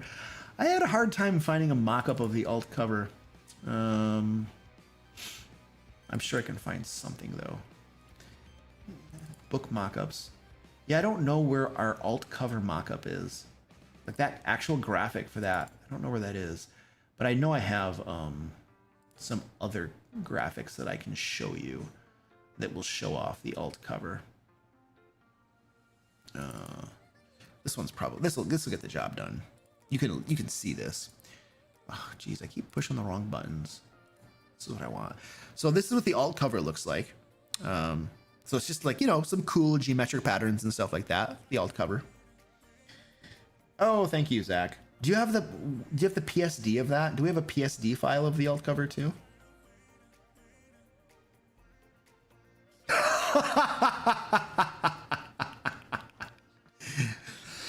You guys know how before I was saying that the book is probably 400 pages long?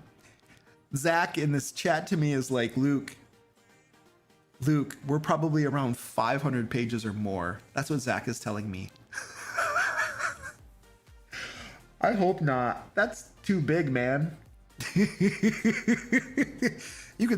can't just stop a bullet with that. You could stop like a 4.45 round with that, man. It's just like you don't need like a vest. It's just like just hold your book in front of you. It's a rifle plate. It doubles as a rifle plate. It's beautiful, man.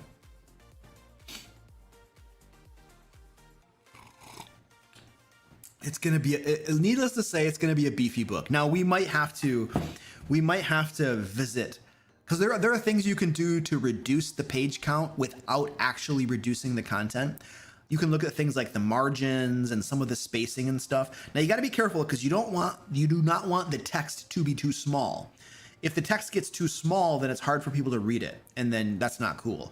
But there are little tricks you can do. And the interesting thing is that the larger the book is, the more impact a small change has. But there are tricks you can do, and we have a layout guy who does an amazing job, who lays out our books and stuff for us. And some of these small tricks, you have the same amount of content, but it turns a book that was 500 into maybe 450 or something. Because the little changes add up over time. Because the challenge with a book that's like too big is printing costs get really high, and then shipping costs get really high, right? Because shipping is based on weight usually. No, let me rephrase that. Shipping is always based on weight.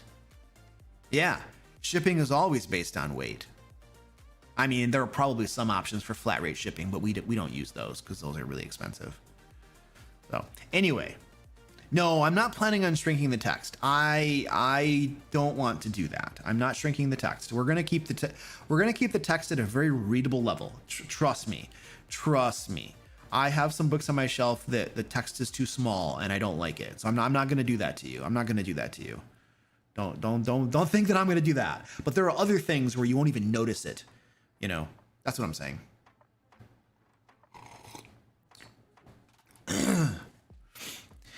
Weight and size. Yeah, you're right, Tasman. Size is a consideration too. Now, in our case, it's a book or a couple books, so the size isn't really going to be an issue for us. And we do have worldwide shipping. There are some places that we don't ship to, so you need to be aware. Like we have all the way at the very bottom. Well, you can't see it right now. Once the project goes live, we do have a shipping section that will list off a handful of countries that we don't ship to.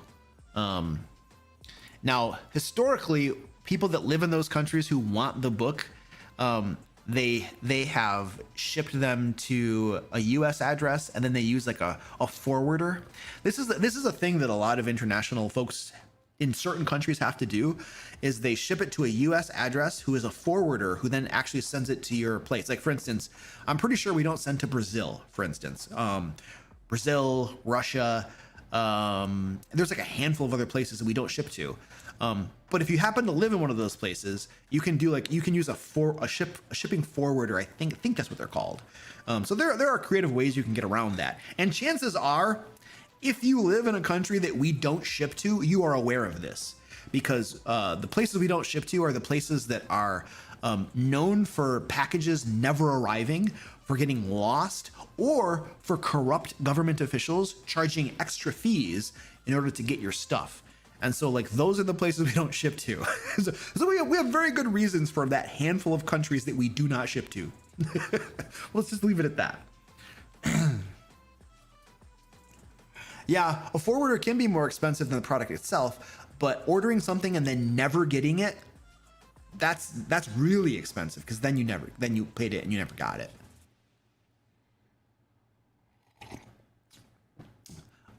Mance says, if it's 12 adventures, how many sessions would that last? 24. Also, what level will the book be? So the majority of a lot of the content in the book is not the adventures themselves. Like there are 12 adventures in the book, and that does take up a good chunk of the book, but we have a lot of other stuff in there besides the adventures, right? Now there are 12 adventures in there, and I'm going to tell you, so by my standards, they're kind of long. Okay. I've run the first 4 adventures now, roughly, for my group of D&D players. And when did we start playing those? I think we're averaging about 3 to 4 game sessions per adventure. So we play every other week. But anyway, I would say, in my experience, for the groups I run, it would take 3 to 4 game sessions per adventure. And depending how fast or slow your group is, right? So if you take 4 times 12, that's 48. So you have 48 game sessions. And so you can do math to see how long that would last you. But it's somewhere between 36 and 48 game sessions would be my estimate, based upon, like, I wrote the adventures, I'm running them for a group right now, and I've been running D&D games for a long, long time. So that would be my estimate. Now, your mileage may vary, because some people have players who blitz through content, and some people have players who take their sweet time, right? And all valid ways of playing if you're having fun, you know, but it's just to say that it will vary from group to group.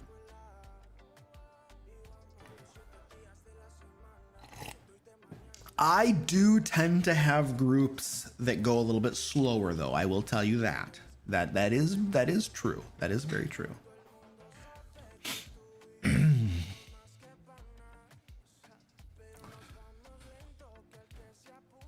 Long by Luke's standards. Doesn't that mean 3 to 5 sessions per adventure? Yeah. 3 to 5 sessions is probably a fair estimate. Somewhere between there. Yeah.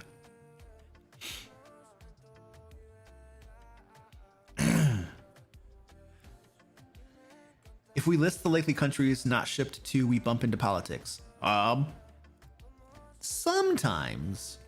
Probably only for one of them, maybe. The others, the real reason the countries we don't ship to are on the list is because shipping there is completely unreliable.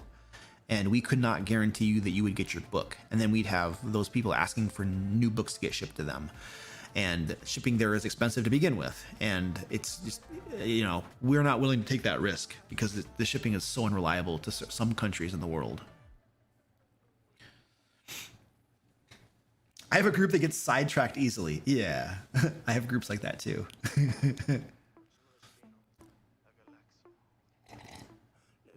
Okay, here's the list. Here's the full list. And we launch in 15 minutes, by the way. We launch in 15 minutes. Agile Monk, we're launching in 15 minutes, buddy. So we don't ship to Africa, Estonia, Latvia, Lithuania, Mexico, the Middle East, North Korea, Russia, Ukraine, and South America. So those are the regions, we shall say, we don't ship to.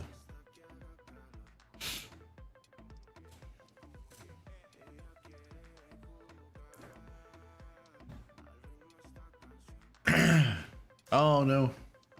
Oh, thank you, Agile Monk. I'm reading your message right now. Thank you, man. I appreciate that.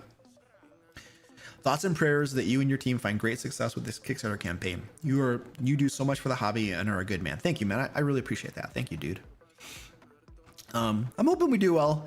You know, this is, you guys know, this is my full-time gig, you know, I mean, the videos are a small part of it, right?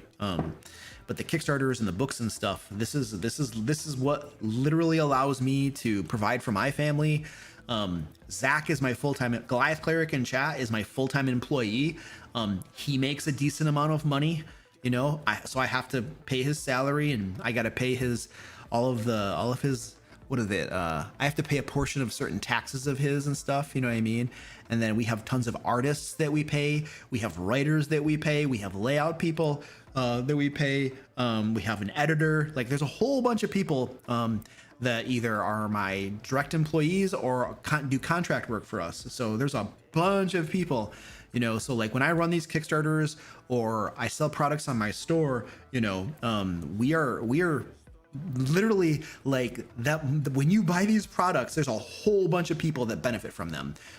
As far as like, they make, some of them it's their livelihood, right? Some of them it's like their side hustle, you know, that helps them to be able to, you know, do the little fun things that their regular job couldn't pay for, you know. So it's interesting, you know, and it's really cool. I was actually thinking about that this morning, literally, because I get a lot of nasty comments on my videos, and you don't see a lot of them because the YouTube will quarantine them so that nobody can see them but me. And I was reading some of these comments, and they're just talking trash and stuff. And I was literally thinking about this morning. I was like, you know what? But like, all of these, you might be like getting down on, you know what I do and stuff. But like, there are so many people that are benefiting, you know, financially from like what I'm doing too. You know, full-time employee, contractors, side hustles that are just making money. You know what I mean? So it's like, Yeah, it's interesting, you know, because a lot of people will just look at a business that makes money and think that they're just selfish and that all they care about is making money. But that business is literally making money, and then a lot of that money, the majority of that money, gets paid out to other people whose livelihoods, you know, and lives and families and stuff are affected for the better because they're making that income, you know. So it's very interesting when you think about it. Anyway.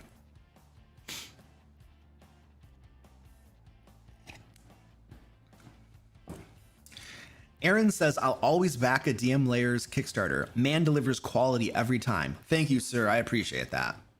I absolutely take pride in the quality of our projects that we give you. And I take a lot of pride in delivering them on time, or early. So this will be our 1, 2, 3, 4, 5th. This will be our 5th Kickstarter or something like that now, and all of our past Kickstarters that we've completed have been done on time or early. In the Kickstarter world, I was literally doing research. I have a video that's going to release today at noon when we launch the Kickstarter in about 12 minutes, and I was doing research for that video, the video topic, and it turns out that somewhere between 75 to 80% of all Kickstarters deliver late. 75 to 80% of all Kickstarters deliver late. So when I can look at like what our team does, you know, and I can say that we deliver on time or early, that's good, dude. That's definitely something to take pride in. You know, now the irony here is that watch something crazy happens and I'm late on a Kickstarter, which I would hate. I loathe that idea, because, you know, it's like when you've like done a really good job on something so many times, then when you fail, you're just kicking yourself, right? So like, I don't want that to happen, but the irony would be, now look what happened, you know. World War VII happened and you delivered late. Ah.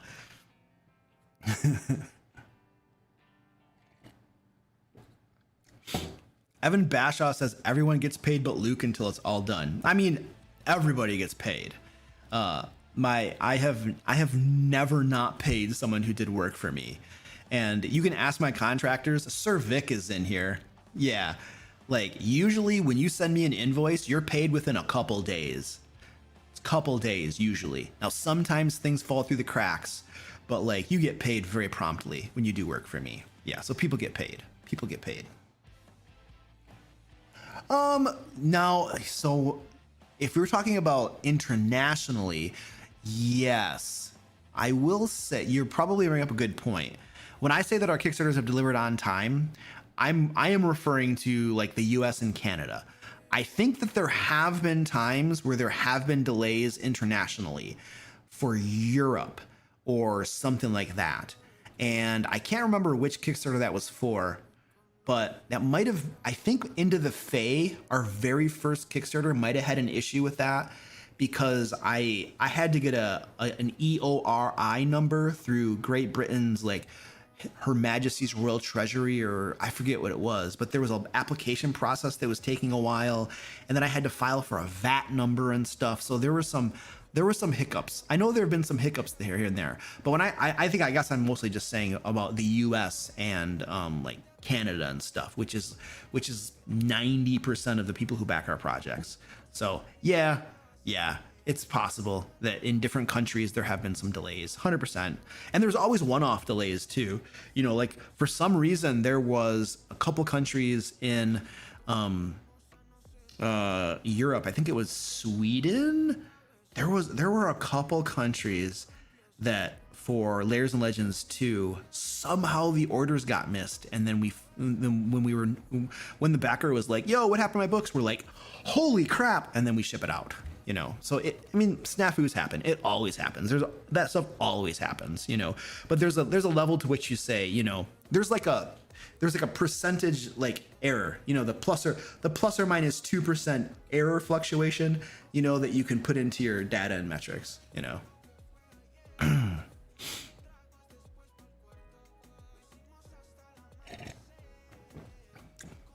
All right. if we get into World War VII between now and fulfillment, I think being late is the least of our concerns. Yes, it's very true. Yeah. Okay. We're gonna launch in 8 minutes, so I'm going to do some pre-launch quick checks on our project to make sure everything looks okay.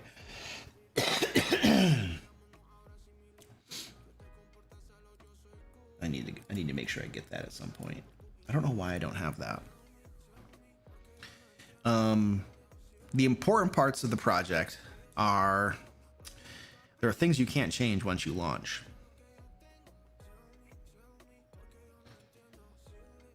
Our funding goal looks good. That looks good. Our target launch date, yeah. We're ending our end date. You can't change that. So let me make sure our end date looks correct.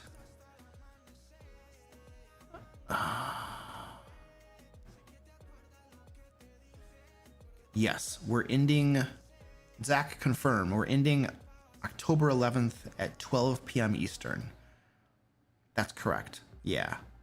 Yep, because then it's going to be 12 p.m. Eastern, so we can update anything that needs updating in a leisurely manner without having to stay up until midnight or something.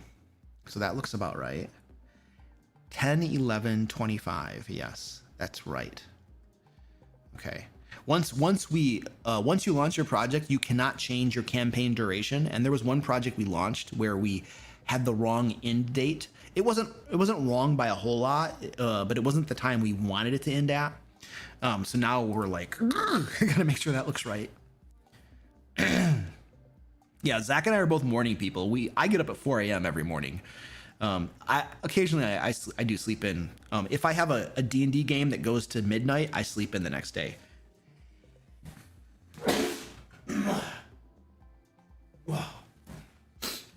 But usually it's 4 a.m. That looks right. That looks right. What about we got rewards, our reward tiers. We have looked over our reward tiers so many times ad nauseum. I hope those things are all correct. The other thing about reward tiers is that once somebody pledges to a reward tier, you cannot change anything about it. Anything. So if you made the smallest mistake, it's locked in once somebody has pledged. But we have looked over those so many times. How many full reviews have we done of the reward tiers, Zach? At least 3 or something full reviews to make sure everything is correct. Oh man, I hope we didn't screw that up. Okay, we're launching in about 5 minutes. I'm gonna go bio, and then when I get back, we're pretty much gonna launch. So I'll see you in a second. I'm bioing. I'm the creator of Into the Fey, a popular adventure module for D&D 5e, and I've been working on its sequel for about 1.5 years now.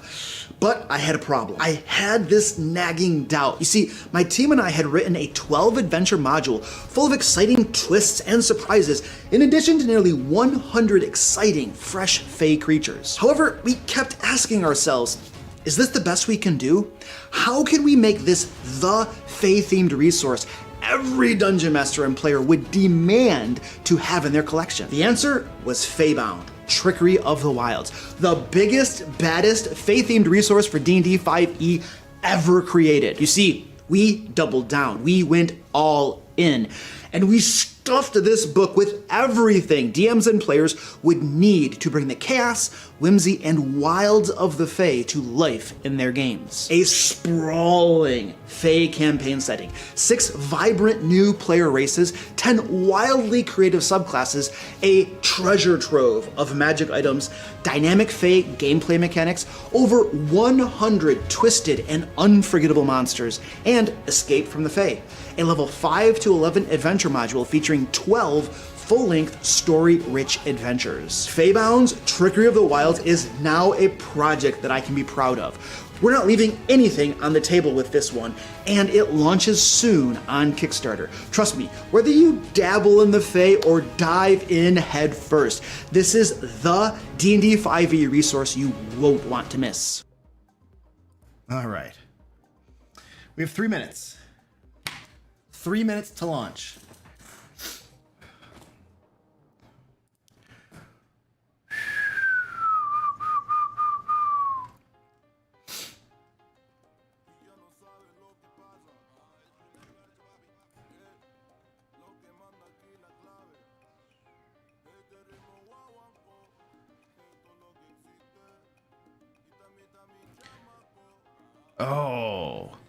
You had to wait 2 years past the deadline for getting this book. And then when you got it, they're talking about a different book from a different Kickstarter. But when you got it, the content was crap. The people were not RPG people. Yeah, whew, that sucks. Well, I've been playing RPGs for a long time. So I'm definitely an RPG person. Sarita Custis says, for the ultimate levels, is Into the Fey hardcover only? No. If at the higher tiers of the pledge, if you get Into the Fey, you're gonna get the hardcover, you're gonna get the PDF, and you're gonna get the map pack. You get everything. We're giving you everything. So yeah, if you get Into the Fey as part of one of the tiers at the very highest level, you're getting everything, the whole smorgasbord. We're giving you everything we got.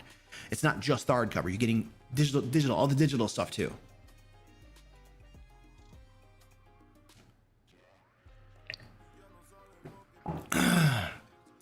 You're still waiting on this dude's book from 2023? Ooh, that's a 2-year wait. Yeah, that's rough.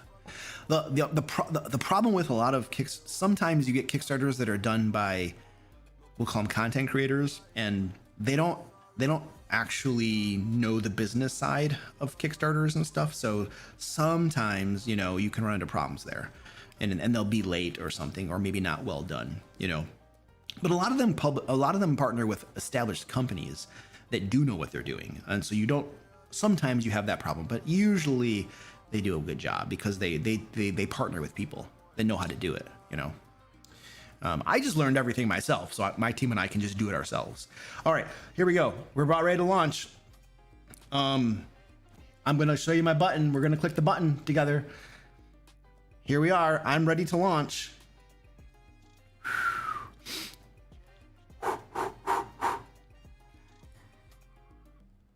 10,000.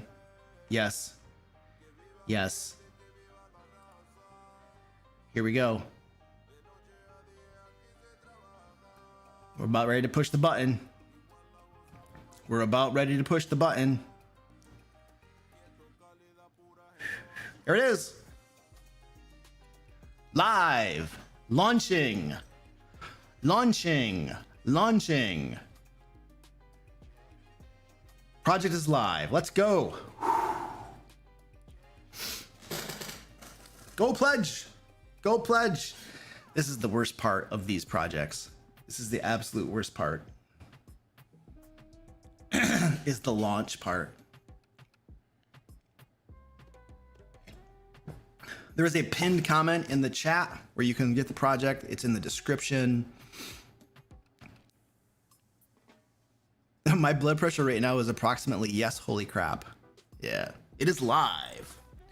We have confirmed it is live. All right, where's my live page? I want to go to my Kickstarter live page so that I can keep an eye on this.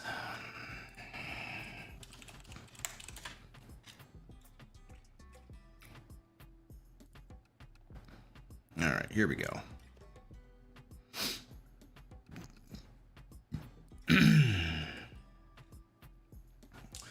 All right, let's see how long it takes us to fund. We're at $1,000. We're at, and it's going up. Let's see. Let's see if we can get this under 5 minutes. Wouldn't that be amazing? Can we fund under 5 minutes? I guess I can just show you. I'm staring at my screen. Let's see how this does.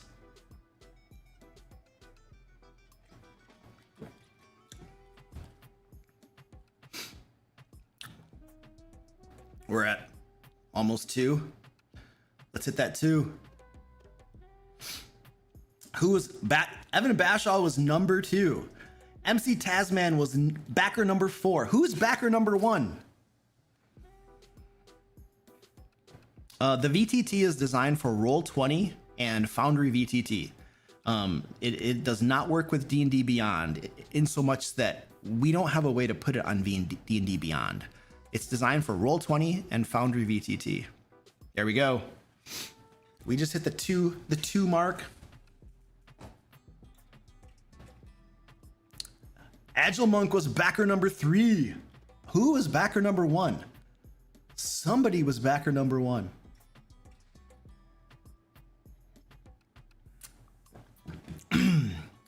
All right, we're at 2,500.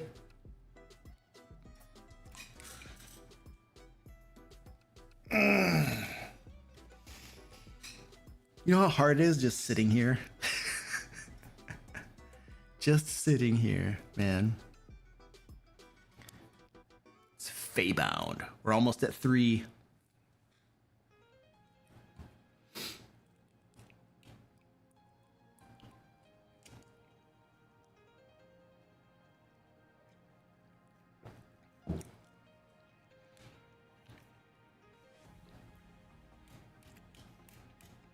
And there's the 3 grand mark. All right. Let me see. Let me go over here and make some. Oh, let me hold on. Let's get this out of the way. I could probably make some. I should make a Twitter post or something.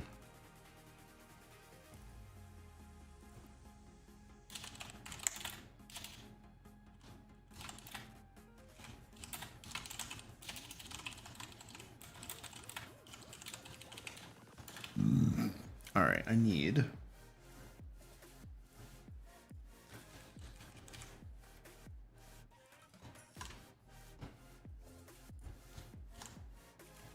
And then I should have this right here. And then I'll throw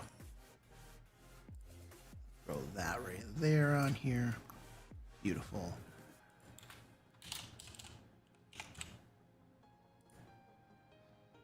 All right, post. Whee! There we go. All right, what else do I got to do? I did that. I mean, most of our stuff is automated. Most of our stuff is automated.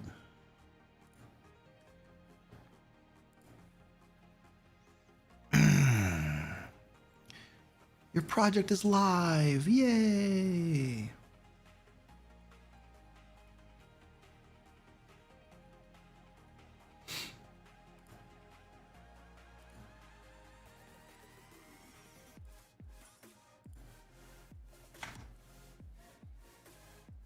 All right, we're almost at 4 grand. We're almost at 4,000. Almost at 5,000 now. You can see the backer numbers at the very top. The very top, it tells you how many backers there are. And these numbers just, you know, this is where you see the current status of everything. Look at that, we're about to cross into 5,000. And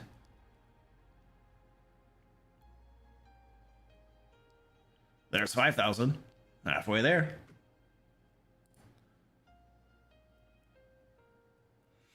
Oh, what number backer you are? Oh, okay. Adam the D&D guy, our Kickstarter's live. Go pledge, dude. You're late. You're late. So it sounds like you can find out what backer number you were by going, you get like a confirmation email and then it'll tell you. Oh yeah, yours displays in euros. Yeah, that's possible. Yeah.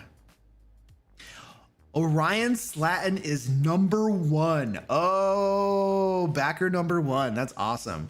I feel like getting like backer number 1 through 10 is just a matter of how quickly can you hit the refresh button until the project is live, and then how quickly can you click through to get a pledge in, you know? And like, if your payment information is already saved, it's way faster. But if you have to enter your payment information, you know, then it's gonna lag a little bit. All right, we're at 6,000. We're at 6,000. Let's get that 10,000 mark, guys. We are 6 minutes into it. We gotta get that 10,000 mark. Try to get this under 10 minutes. See if we can fund under 10 minutes. That would be sweet. Let's hit that. Out of context, that sounds really bad. Sir Vic is backer number 75. Sweet, man. Oh yeah, there's a YouTube delay. Yeah. Oh, Squirty Pie's come. Did you back the project? Yeah? Squirty Pie says that it's amazing and that you should back too. Yeah? Is there anything else you want to tell people? Yeah? Is it really good? Yeah? Okay. All right. She's at a loss for words now. The kitty. The kitty. All right, looks like we're at 7K. We're 7 minutes in, 7K. So we're on a good trajectory to hit our goal by the 10-minute mark. If you're backer number 1, you get a cat. Now hold on a second. I don't think I'm giving away my cats. I don't think I'm gonna give away my cats. Oh, look at this. We're at almost the 8,000. We're crossing into the nearly 8,000 mark. Let's go. Let's get that. There's 8,000. Okay, come on. Come on, we got 2,000 to go to get fully funded in 10 minutes. I don't know why I want the 10-minute mark. It just makes me feel better. Staring at this is nerve-wracking. How does the VTT license work? Do you, the publisher, pay an amount for the redeemed codes? Yeah, basically. I have to pay a certain amount per redeemed code. So like if I have, say, 1,000 backers that want a Foundry VTT license, then I will buy those license. I'll get the module made in Foundry, obviously, but then I pay Foundry for those license keys, and then I will distribute them to you, you know, and then you get them, and then you go in and everything works flawlessly for you. But yeah, I think it's like there's a set fee per license that I pay is how it works. We're almost at 9,000. We're almost at 9,000. We're closing in. My cat is rubbing against my monitors and moving my monitors around. There we go.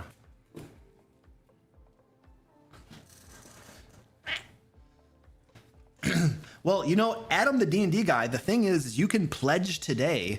You're not actually going to get charged until October, okay? Like our Kickstarter ends in October. That's when you're going to get charged. So you can pledge now and make sure, because here's the thing, Adam, we have early backer special deals that are going on right now, and they only last 3 days. So if you want to get those, pledge now, okay? And then you lock those things in. And then you're not going to pay until October anyway, when the Kickstarter ends. Worst case scenario, pledge now. If for some reason the money doesn't come through, just go in and cancel your pledge or downgrade to something you can afford. You know what I mean? So, but it doesn't hurt to pledge now. It can only benefit you to pledge now and lock in those early backer benefits. You can't rub against that stuff. You can't. You just can't. You do need to put your card details in now. Yes, it does require you to put them into pledge. That's correct. But you can always change, you can change any of that at any point later on down the road. So I'm not like trying to like arm twist you into doing anything. I'm just saying that you don't need to worry too much about that. We're almost at 10,000. We're almost fully funded. This cat is really getting my face here. We're at 9,500. I'm going to refresh. Listen, quit rubbing against my monitors. There it is. There it is. All right.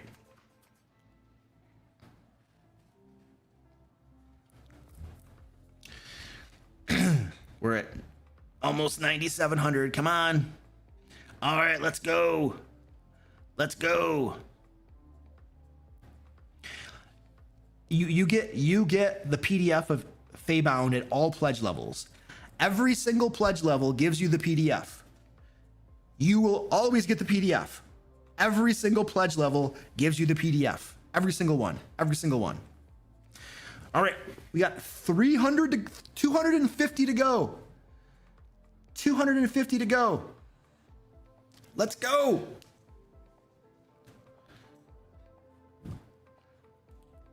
There it is. There it is. 11 minutes. I'm calling it at 11 minutes. My clock said 11 minutes. So we're going with 11 minutes. Funded in 11 minutes. I'm literally writing this down. Yeah. Funded in 11 minutes. Woo!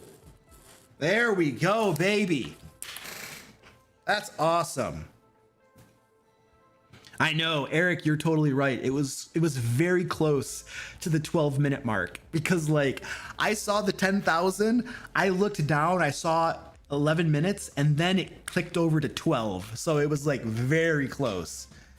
Yeah, awesome. Whew, That's awesome. Now we are fully funded. All right, that makes me happy. There we go.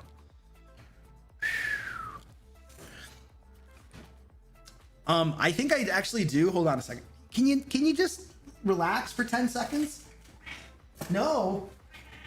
I do have a badge that I can add to our thing that says funded in 11 minutes if we care about that. Funded in under 12 minutes. I have a badge. I can start working on that right now, Zach. I can't keep looking at that page though. I'm gonna start working. Agile Monk gifting YouTube memberships. Oh, I'm sorry. That was like 3 months ago. That was 6 months ago. I'm sorry. I thought that was right now. But he did. Agile Monk actually did gift a bunch of YouTube memberships 4 days ago in our last live stream. I just glanced at my OBS and I saw that and I was like, oh man, that's cool. But anyway, that was the last stream. All right, I gotta focus. A super basic funded update is drafted. Okay, what I'm gonna do is I'm gonna get a funded badge to put on our project image, and then you can whatever. I can't talk right now. I'm working. Here we go. Project image. Oh, hold on a second. Let's open up this one right here. Where is the? Zach, I need the image that says, oh, never mind. I have it.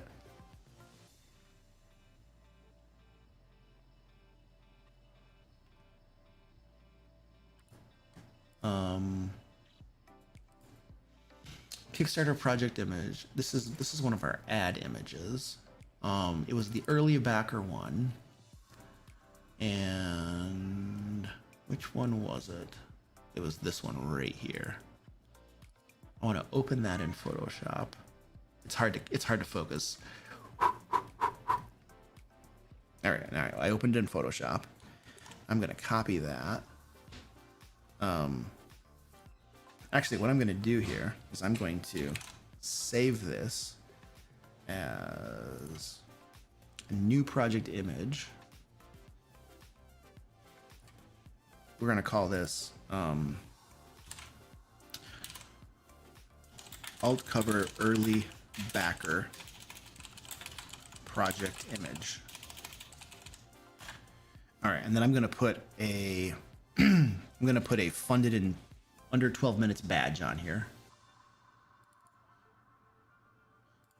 Coming soon, live now. Do I not have? I don't think I have a funded. I don't think I have a funded in under badge. Actually, I don't have a handy badge. I could probably make one really quick. Ending soon. Where's the funded? Okay, there's one right there. Oh, I'm gonna make one really quick here. This isn't hard. Actually, you might as well just watch what I'm doing. So I'm in Photoshop, and I'm gonna turn. So I have this right here, percentage funded with Kickstarter, but I'm gonna turn this into a. So actually, I need to save this as a new one. Oops, that's the wrong one. Right here. This will be funded in under X minutes. That'll be the name of this. I'm making a new badge. So this should probably say funded, probably all caps, funded.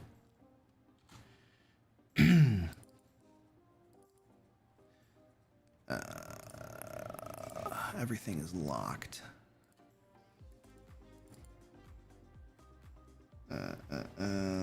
That's the only one. All right, so this stuff is I'm gonna get, I need that. Oh crap, I need this. All right, so then what I'm gonna do here is I'm going to do a paintbrush. Where's my paintbrush? I don't have to do this very often. Where's my paintbrush tool? Not that, I need the paintbrush tool. I don't use the paintbrush a whole lot So that's why it's taking me a second here. And then for the color, I want that as my color.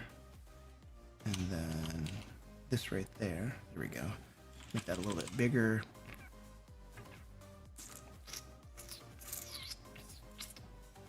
All right, there we go. Now I'll take this and I'm gonna copy the funded. In under, make that a little bit smaller. It always does that. And we're gonna make that white, funded and under, and then we're gonna copy this. 12. I think what we'll do is we'll do that. And then I'm gonna make another one.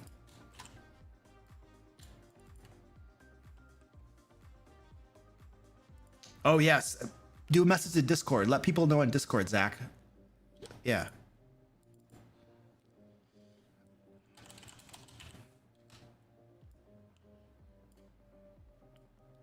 It always does that. I hate that.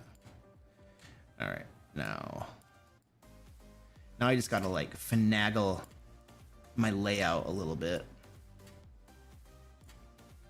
so this looks decent.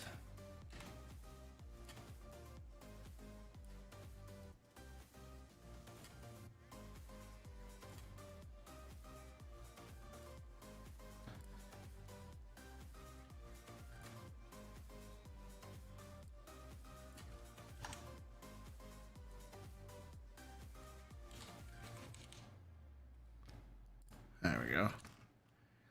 How's that look? Let's put this, let's get this up a little bit. Funded in under 12 minutes. There, how's that look? That's not horrible. It's not like the most beautiful one in the world, but for something that you scrapped together because you weren't prepared, it's not horrible, you know? Save that. We need that as a PNG so that it's transparent, not dithered. There we go. We will save that.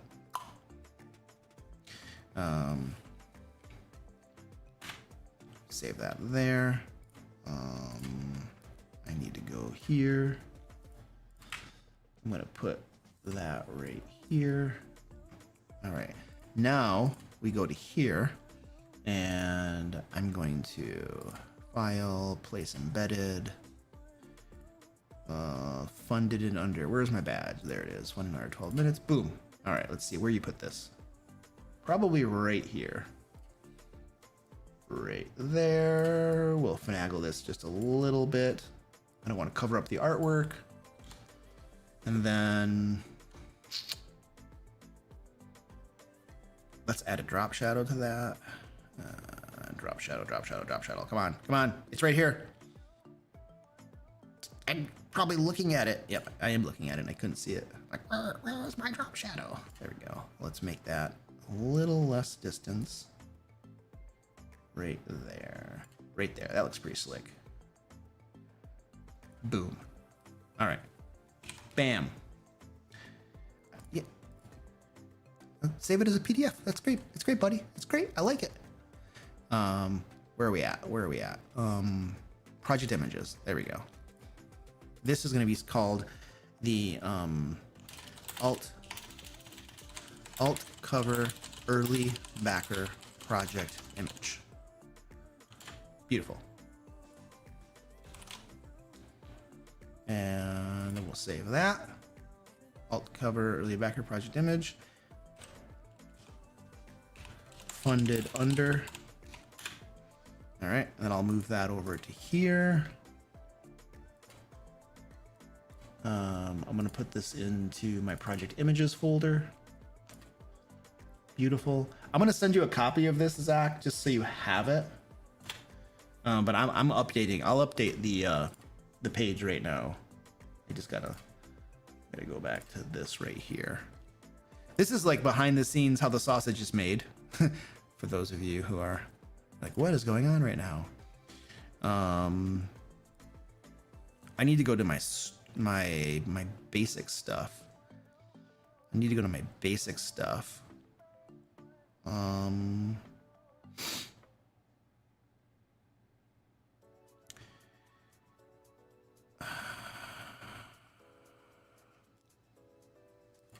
right there. Here we go, basics. And then I can update it right here. All right, and then I will, what is that? Yeah. We'll add a new one of these on here. Yeah, Magnus Agma, thanks, man. I appreciate that. I mean, I love fulfilling these things. Like, once I'm shipping these out and getting them into people's hands, that is the happy spot for me. Because then everybody's got their books. I can feel satisfied because I have done my job, and everybody got their books, and everybody's happy, and they're enjoying the content and stuff. So yeah, I think I've updated the project image now.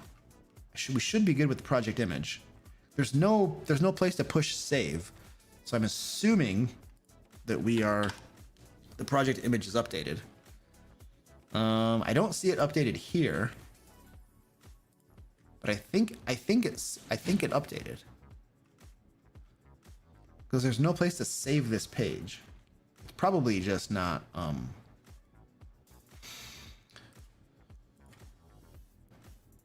probably just not showing because it takes a little bit to probably there it is. Okay, so now it's updated. So now we have our funded in under 12 minutes little project image there. So that's beautiful. All right, awesome.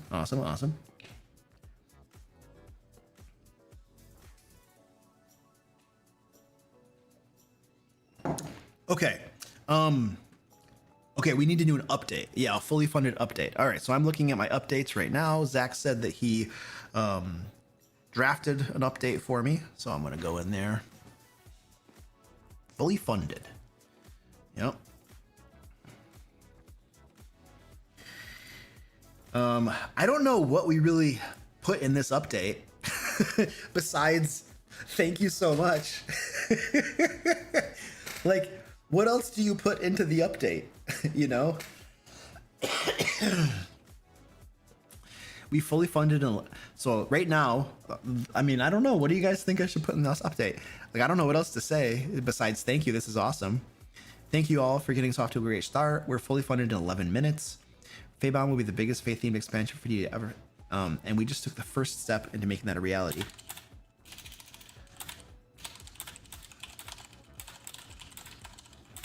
Making that a reality. I couldn't be more excited to bring you all these new races, subclasses, creature, and campaign setting.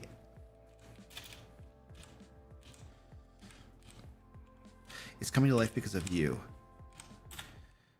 You rock. Thank you so much. There we go. All right. Yeah, I don't know. It needs more bacon. What? You need more bacon? Want me to put I could put a bacon. Hold on a second. I'm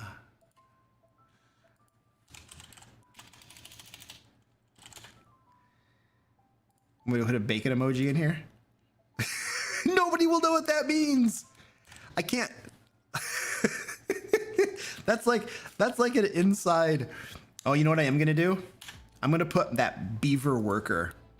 I'm gonna put that beaver worker here. Who made that? That was Kirby, right? I want to put that beaver. Not the supervisor. Oh, the supervisor's awesome too, man. Oh, let's put the supervisor. Yeah, there we go. And then I think there we go. Gear Gnaw Supervisor.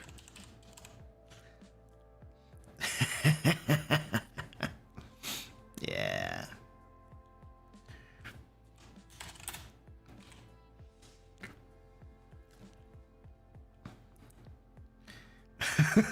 What should I say? I should say something clever. The Gear Gnaw Supervisor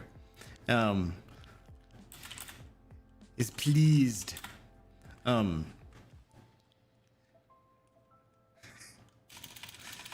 Is quite pleased. I don't know. Yeah, just have fun.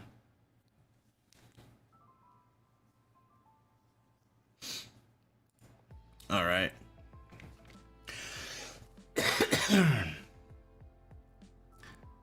I think that's good. Let's save it, preview it.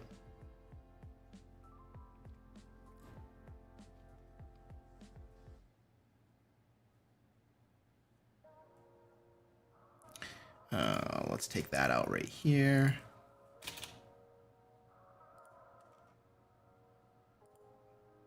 There we go. Bam. Awesome. All right, beautiful. Fully funded. Woo! Wee! All right, we're at 16K. That's really good. That's awesome. So that's like a half an hour. That's in a half an hour. And just keep creeping up, baby. That's awesome. All in a day's work. Oh, that's actually that's all in a day's work. That's clever. I like that.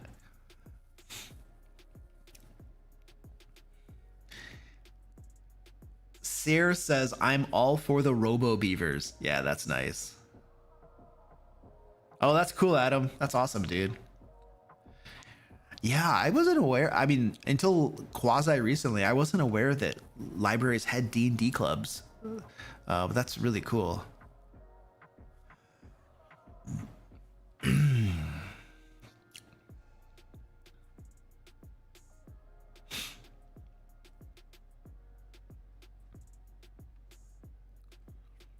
Oh yeah. Though it's hard to write an update now that you're not chasing stretch goals. Oh yeah. Yeah. The bacon is totally an inside joke thing. Beaver bacon. Yeah. Yeah, but we're not doing the stretch goals thing. We're like, you know what? Let's just that stuff is dumb. If you're planning on putting it in the book anyway, just tell people that it's in the book, you know? And so they're not like trying to like worry that they're not going to get the super cool thing when you are planning on getting it in the book anyway. It gives everyone what they want and takes the pressure off, and you're not playing this dumb game sort of thing.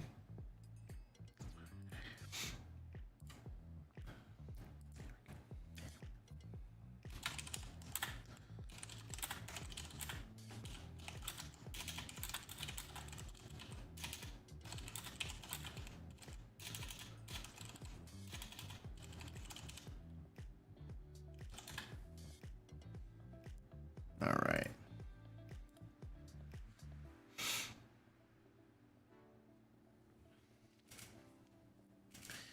Cervix says, I honestly respect the no stretch goals. It might be a bit exciting, but it also feels pushy. I'd rather have a set list of things I know I will be getting. Yeah, well, I mean, one of the reasons that we don't do stretch goals is that most stretch goals they're just a song and a dance. Like for established companies that are doing Kickstarters, stretch goals are horse crappery. They're literally already planning to put those things in the book. The timelines most companies have, like, you know, people that are for sure my size and bigger. I'm not talking about the guy who raises like $10,000 on Kickstarter, because stretch goals are an actual thing when you're operating at a very small scale. But for companies that operate at a larger scale than that, or at least around the scale I operate at, you're usually getting people their books in under a year. And that type of turnaround means that the content has to already be made. The artwork has to mostly be made, which means that your stretch goals have to already be done. Like, you have to have the content already done pretty much, or at least mostly done.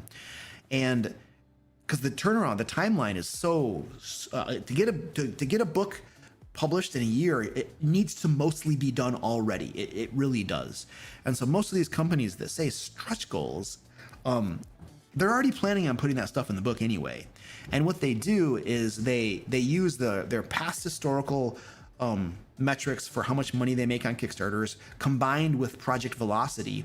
And they literally manipulate the stretch goal numbers live during a campaign. So that, and they don't tell you what all the stretch goal numbers are necessarily. They'll reveal the next number. And then once you hit that, they'll reveal the next number after that. I go over all of this in my video that I released today, actually. But this is pretty standard.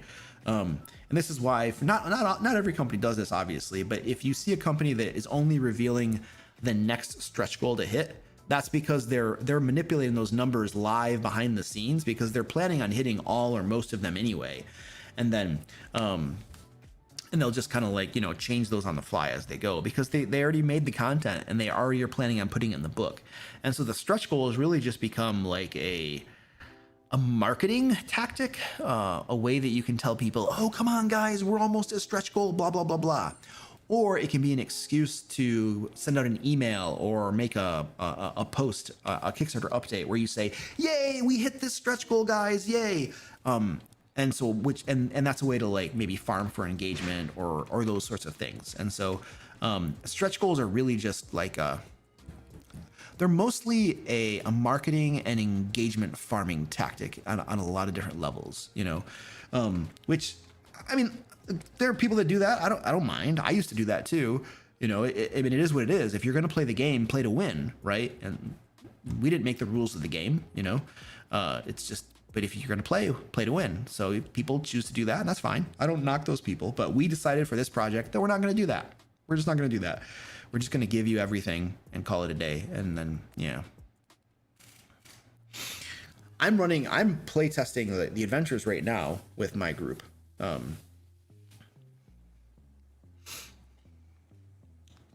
What's your time frame for the books to be shipped out? What do you want to call it?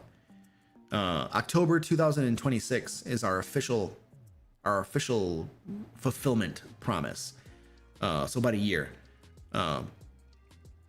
But if you look at my Kickstarters historically, we deliver early, on time or early for all of our Kickstarters. There are always exceptions, right? But the majority of backers, like 90% of backers, 90% plus of backers have gotten their books on time or early. And those that don't, it's usually has to do with like, oh, this region of the world had a problem, X, Y, and Z, and then something was impacted. You know what I mean? Like, I don't know. There could be a problem with like, shipments to Australia. Something happened to there was a delay to that freight or something. I don't know. You know what I mean?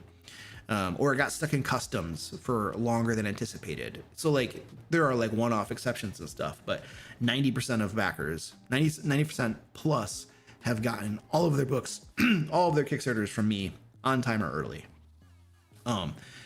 So, and I say that because when I say October 2026, we're really pushing to have that to you sooner than that. And we usually do.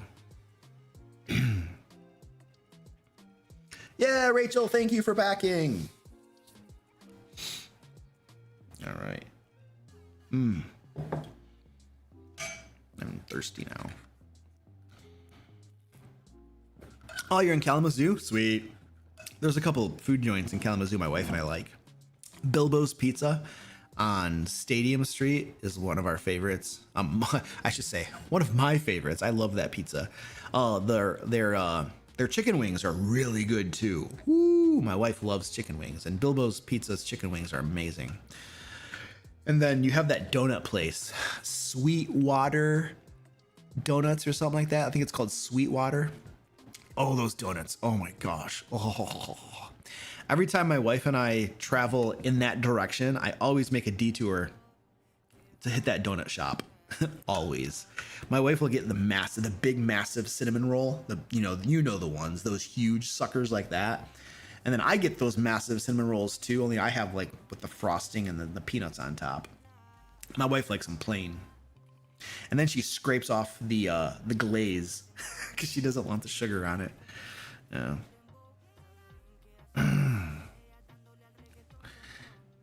Yeah, Sweetwater's is awesome. How long will it be active? The Kickstarter? The Kickstarter runs until October 11th, I think, is the last day you can pledge. Yeah, the artwork looks amazing. all of the artwork for this Kickstarter is awesome. We have some amazing artists, 100%. Yeah.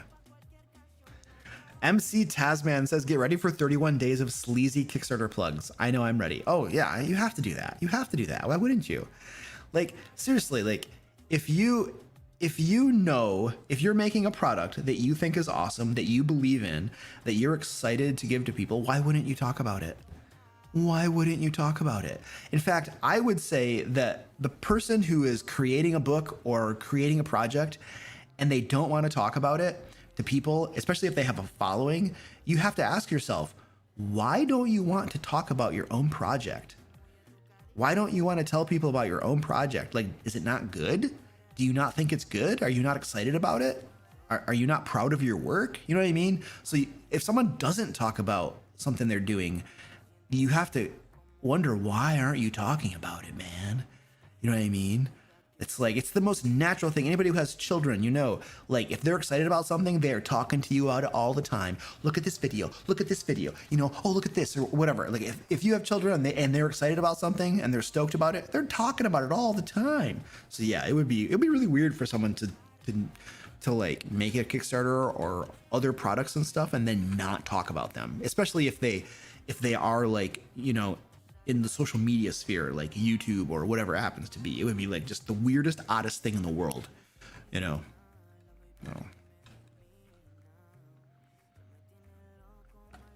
No. Can you use layers and legends and loot and lore in Feybound?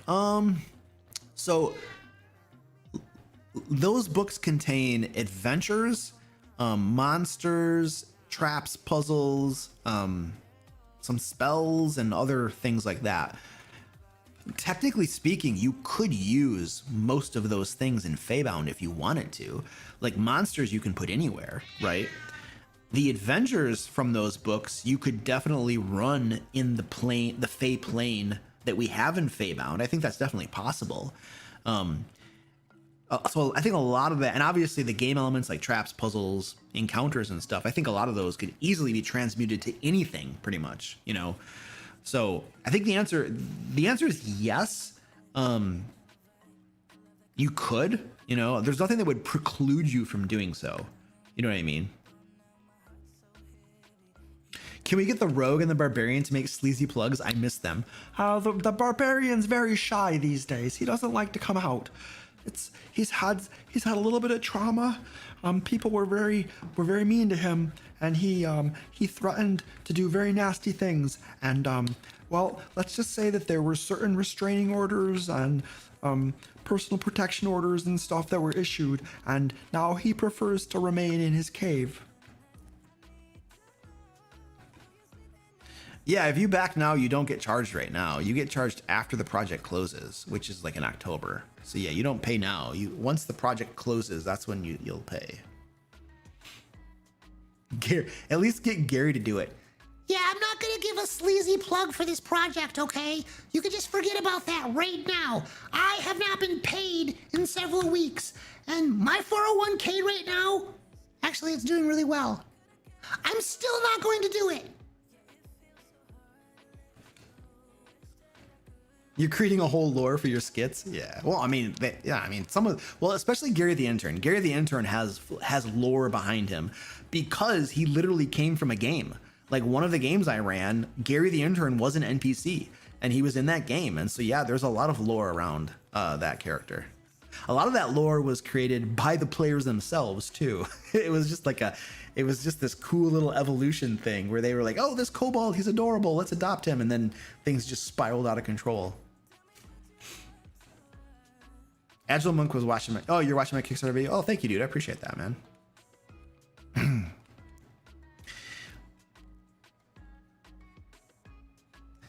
The wizard.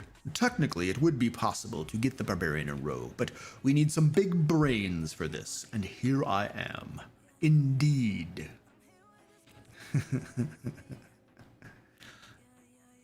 All right, Sir Vic, we'll see you, buddy. Thanks for hanging out with us, man. By the way, Sir Vic did a bunch of the maps in Feybound. It wasn't all of them. I don't think it was all of them, but he did a lot of the maps in Feybound. high quality, cool maps. So thank you, Sir Vic, man. You have a good night. In your next skit, I'm begging you, Ed Bacon. You know, I haven't done those skits for a long time. You guys know that, right? I stopped doing those a while ago.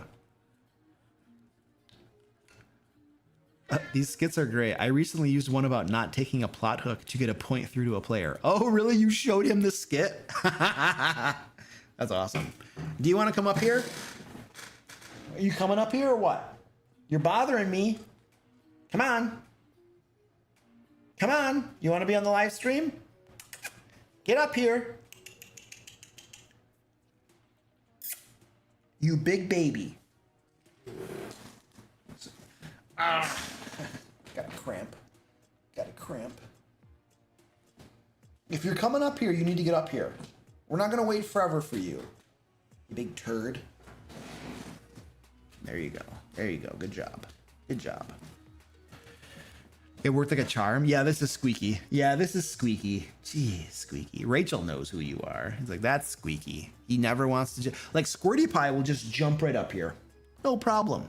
Or little guy sometimes comes up. He just jumps up here. No problem. Squeaky sits down here and paws at me.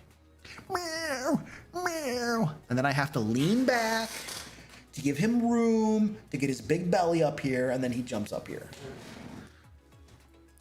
John Munst. What up, dude? How you doing, buddy? I'm doing well. Doing well. We just launched our Kickstarter. Where are we at? I should go look at it. I gotta refresh the page. We're almost at 20,000. Woo! There we go.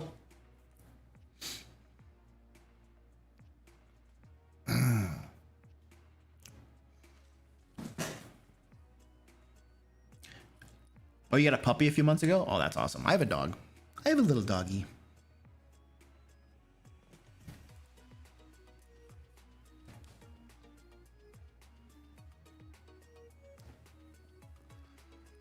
Your cat learned to scratch your elbow when she wants food? Oh. A lazy loaf, but a cute loaf. Oh, that's awesome.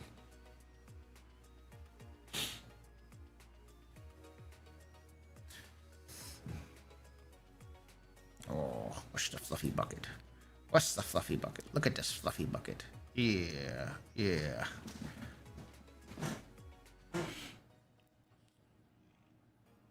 Oh, one of your cats hurt her front paw? Yeah, that's sad. We have one of our cats, Twitch, is super old. Oh, he's like over 20 years old. He's just this old boy. Is it over 20 or is it over 15? Hold on a second. Let me do math. No. So in 2007, Twitch was about a year old. So he's about 19 years old. Our cat Twitch is 19 years old. Is that right? Am I mathing right? Yeah, I think so. 2007. Yeah. He's about 19 years old. And this poor boy, it's hard for him to walk and stuff. And he just gets food all day. He just meows and cries for food all day. So we just give him food. Yeah, if anybody's backed Feybound, leave a comment on the project. Just go out and leave a comment somewhere. It helps. It just helps the algorithm and all that kind of cool stuff. So go out there and leave comments and stuff. That's all very beneficial. All right.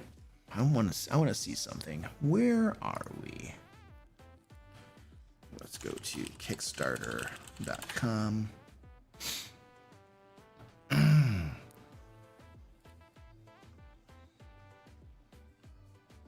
There we go. We are in the fresh favorites. Look at that. Fresh favorites. Right there. Will you stop biting my watch?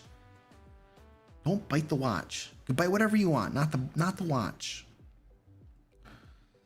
Where is the how do you look at the games? I wonder where we are in the games. There we go. We're number 2 at the top here on the games. If you go to games, we're right here. Boom. Look at that guy. I recognize that guy. Nice. Oh, this one has two. Some of these are closing too. Whew. All right.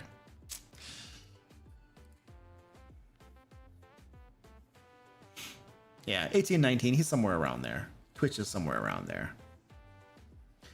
You're in Ireland, and these new Sour Patch Kids just came out. They're the new blue raspberry flavor, and they're so good. I have no idea if they have those in the US or not. I don't tend to eat a lot of candy like that. My wife will buy me candy for like my birthday and stuff like that, but that's like kind of I get candy other times, but that's mostly when I tend to get that sort of thing.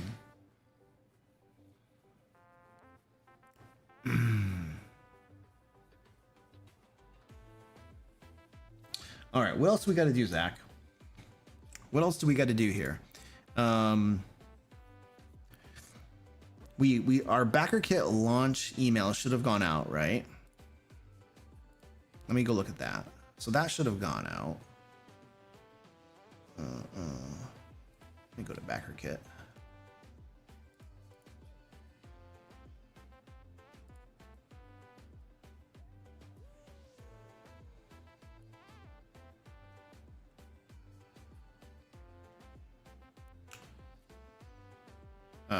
Yep, it went out.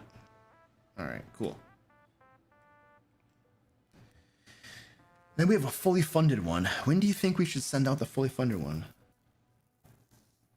Yeah, there's not a whole lot for us to really do right now. That's what I was kind of thinking. Everything is just kind of like, we already got everything all set up in autopilot. Yeah, we need to send out the fully funded email in a couple of hours. Yeah. What time do you think would be a good time to send that out? I think, would we say 3 p.m., right? Because if it's 3 p.m. Eastern, that's around noon Pacific time. And 3 p.m. is also over in Europe time. That's still before they've probably gone to bed and stuff. So probably like 3 p.m. Eastern is a good time to send that out.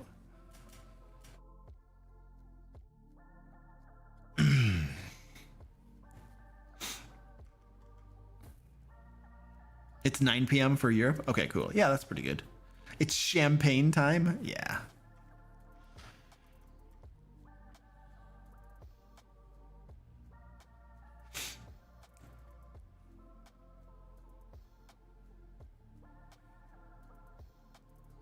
Oh, nice.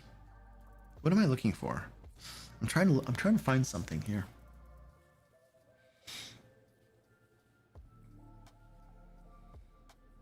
Where's my dashboard?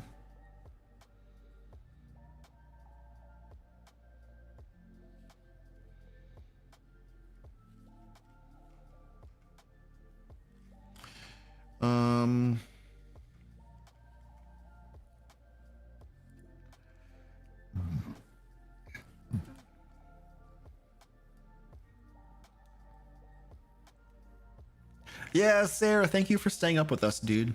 That's 3 a.m. is really late, man. That's definitely past my bedtime.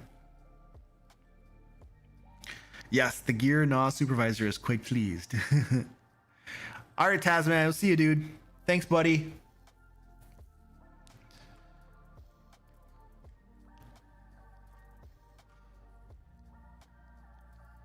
Where is...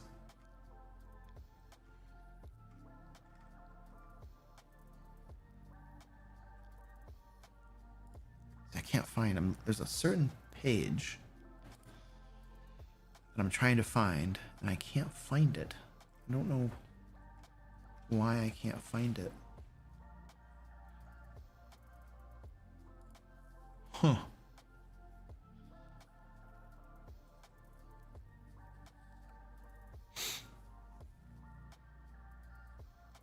Oh, you took a nap earlier? Oh, that's cool. Oh, you're in Central Europe and your players are Americans, so that whenever you play, it's like the middle of the night for you. Yeah, that would be rough. Unless you're a night person, that'd be really rough for me.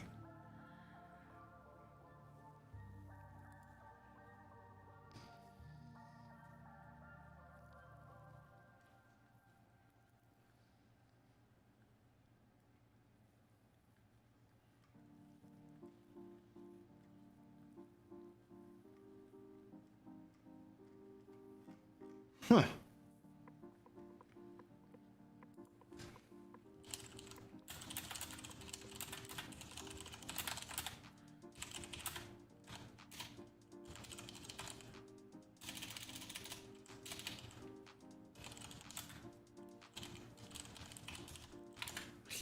can't find this screen. No idea where this screen is. It's killing me.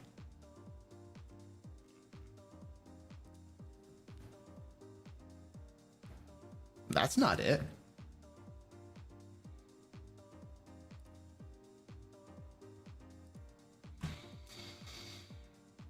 Oh, I'm in the, oh, I gotta go to the, oh, I think I figured it out. I gotta go into here. I was looking at launch. I need to be in the other part of it. It's active. It's in the marketing section.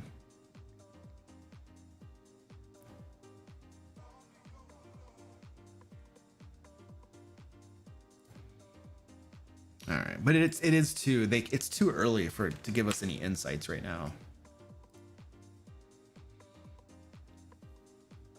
Yeah, I was looking in the launch area. It's in marketing.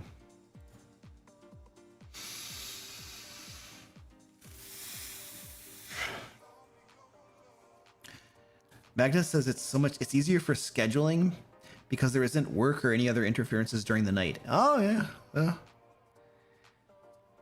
You know, one of the reasons I get up at 4 a.m. every day is that there are no distractions, no interruptions. I can just work and get stuff done for a while. You know what I mean? And it's very productive.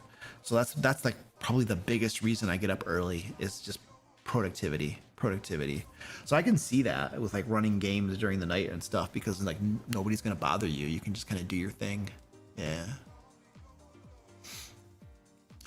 Into the Fae is hardcover. All of our books are hardcover books. Alan, every book we sell is a hardcover book. I have to think really quick. Yeah, they're all hardcover. Everything's hardcover. We don't have softcover anything. Everything's hardcover.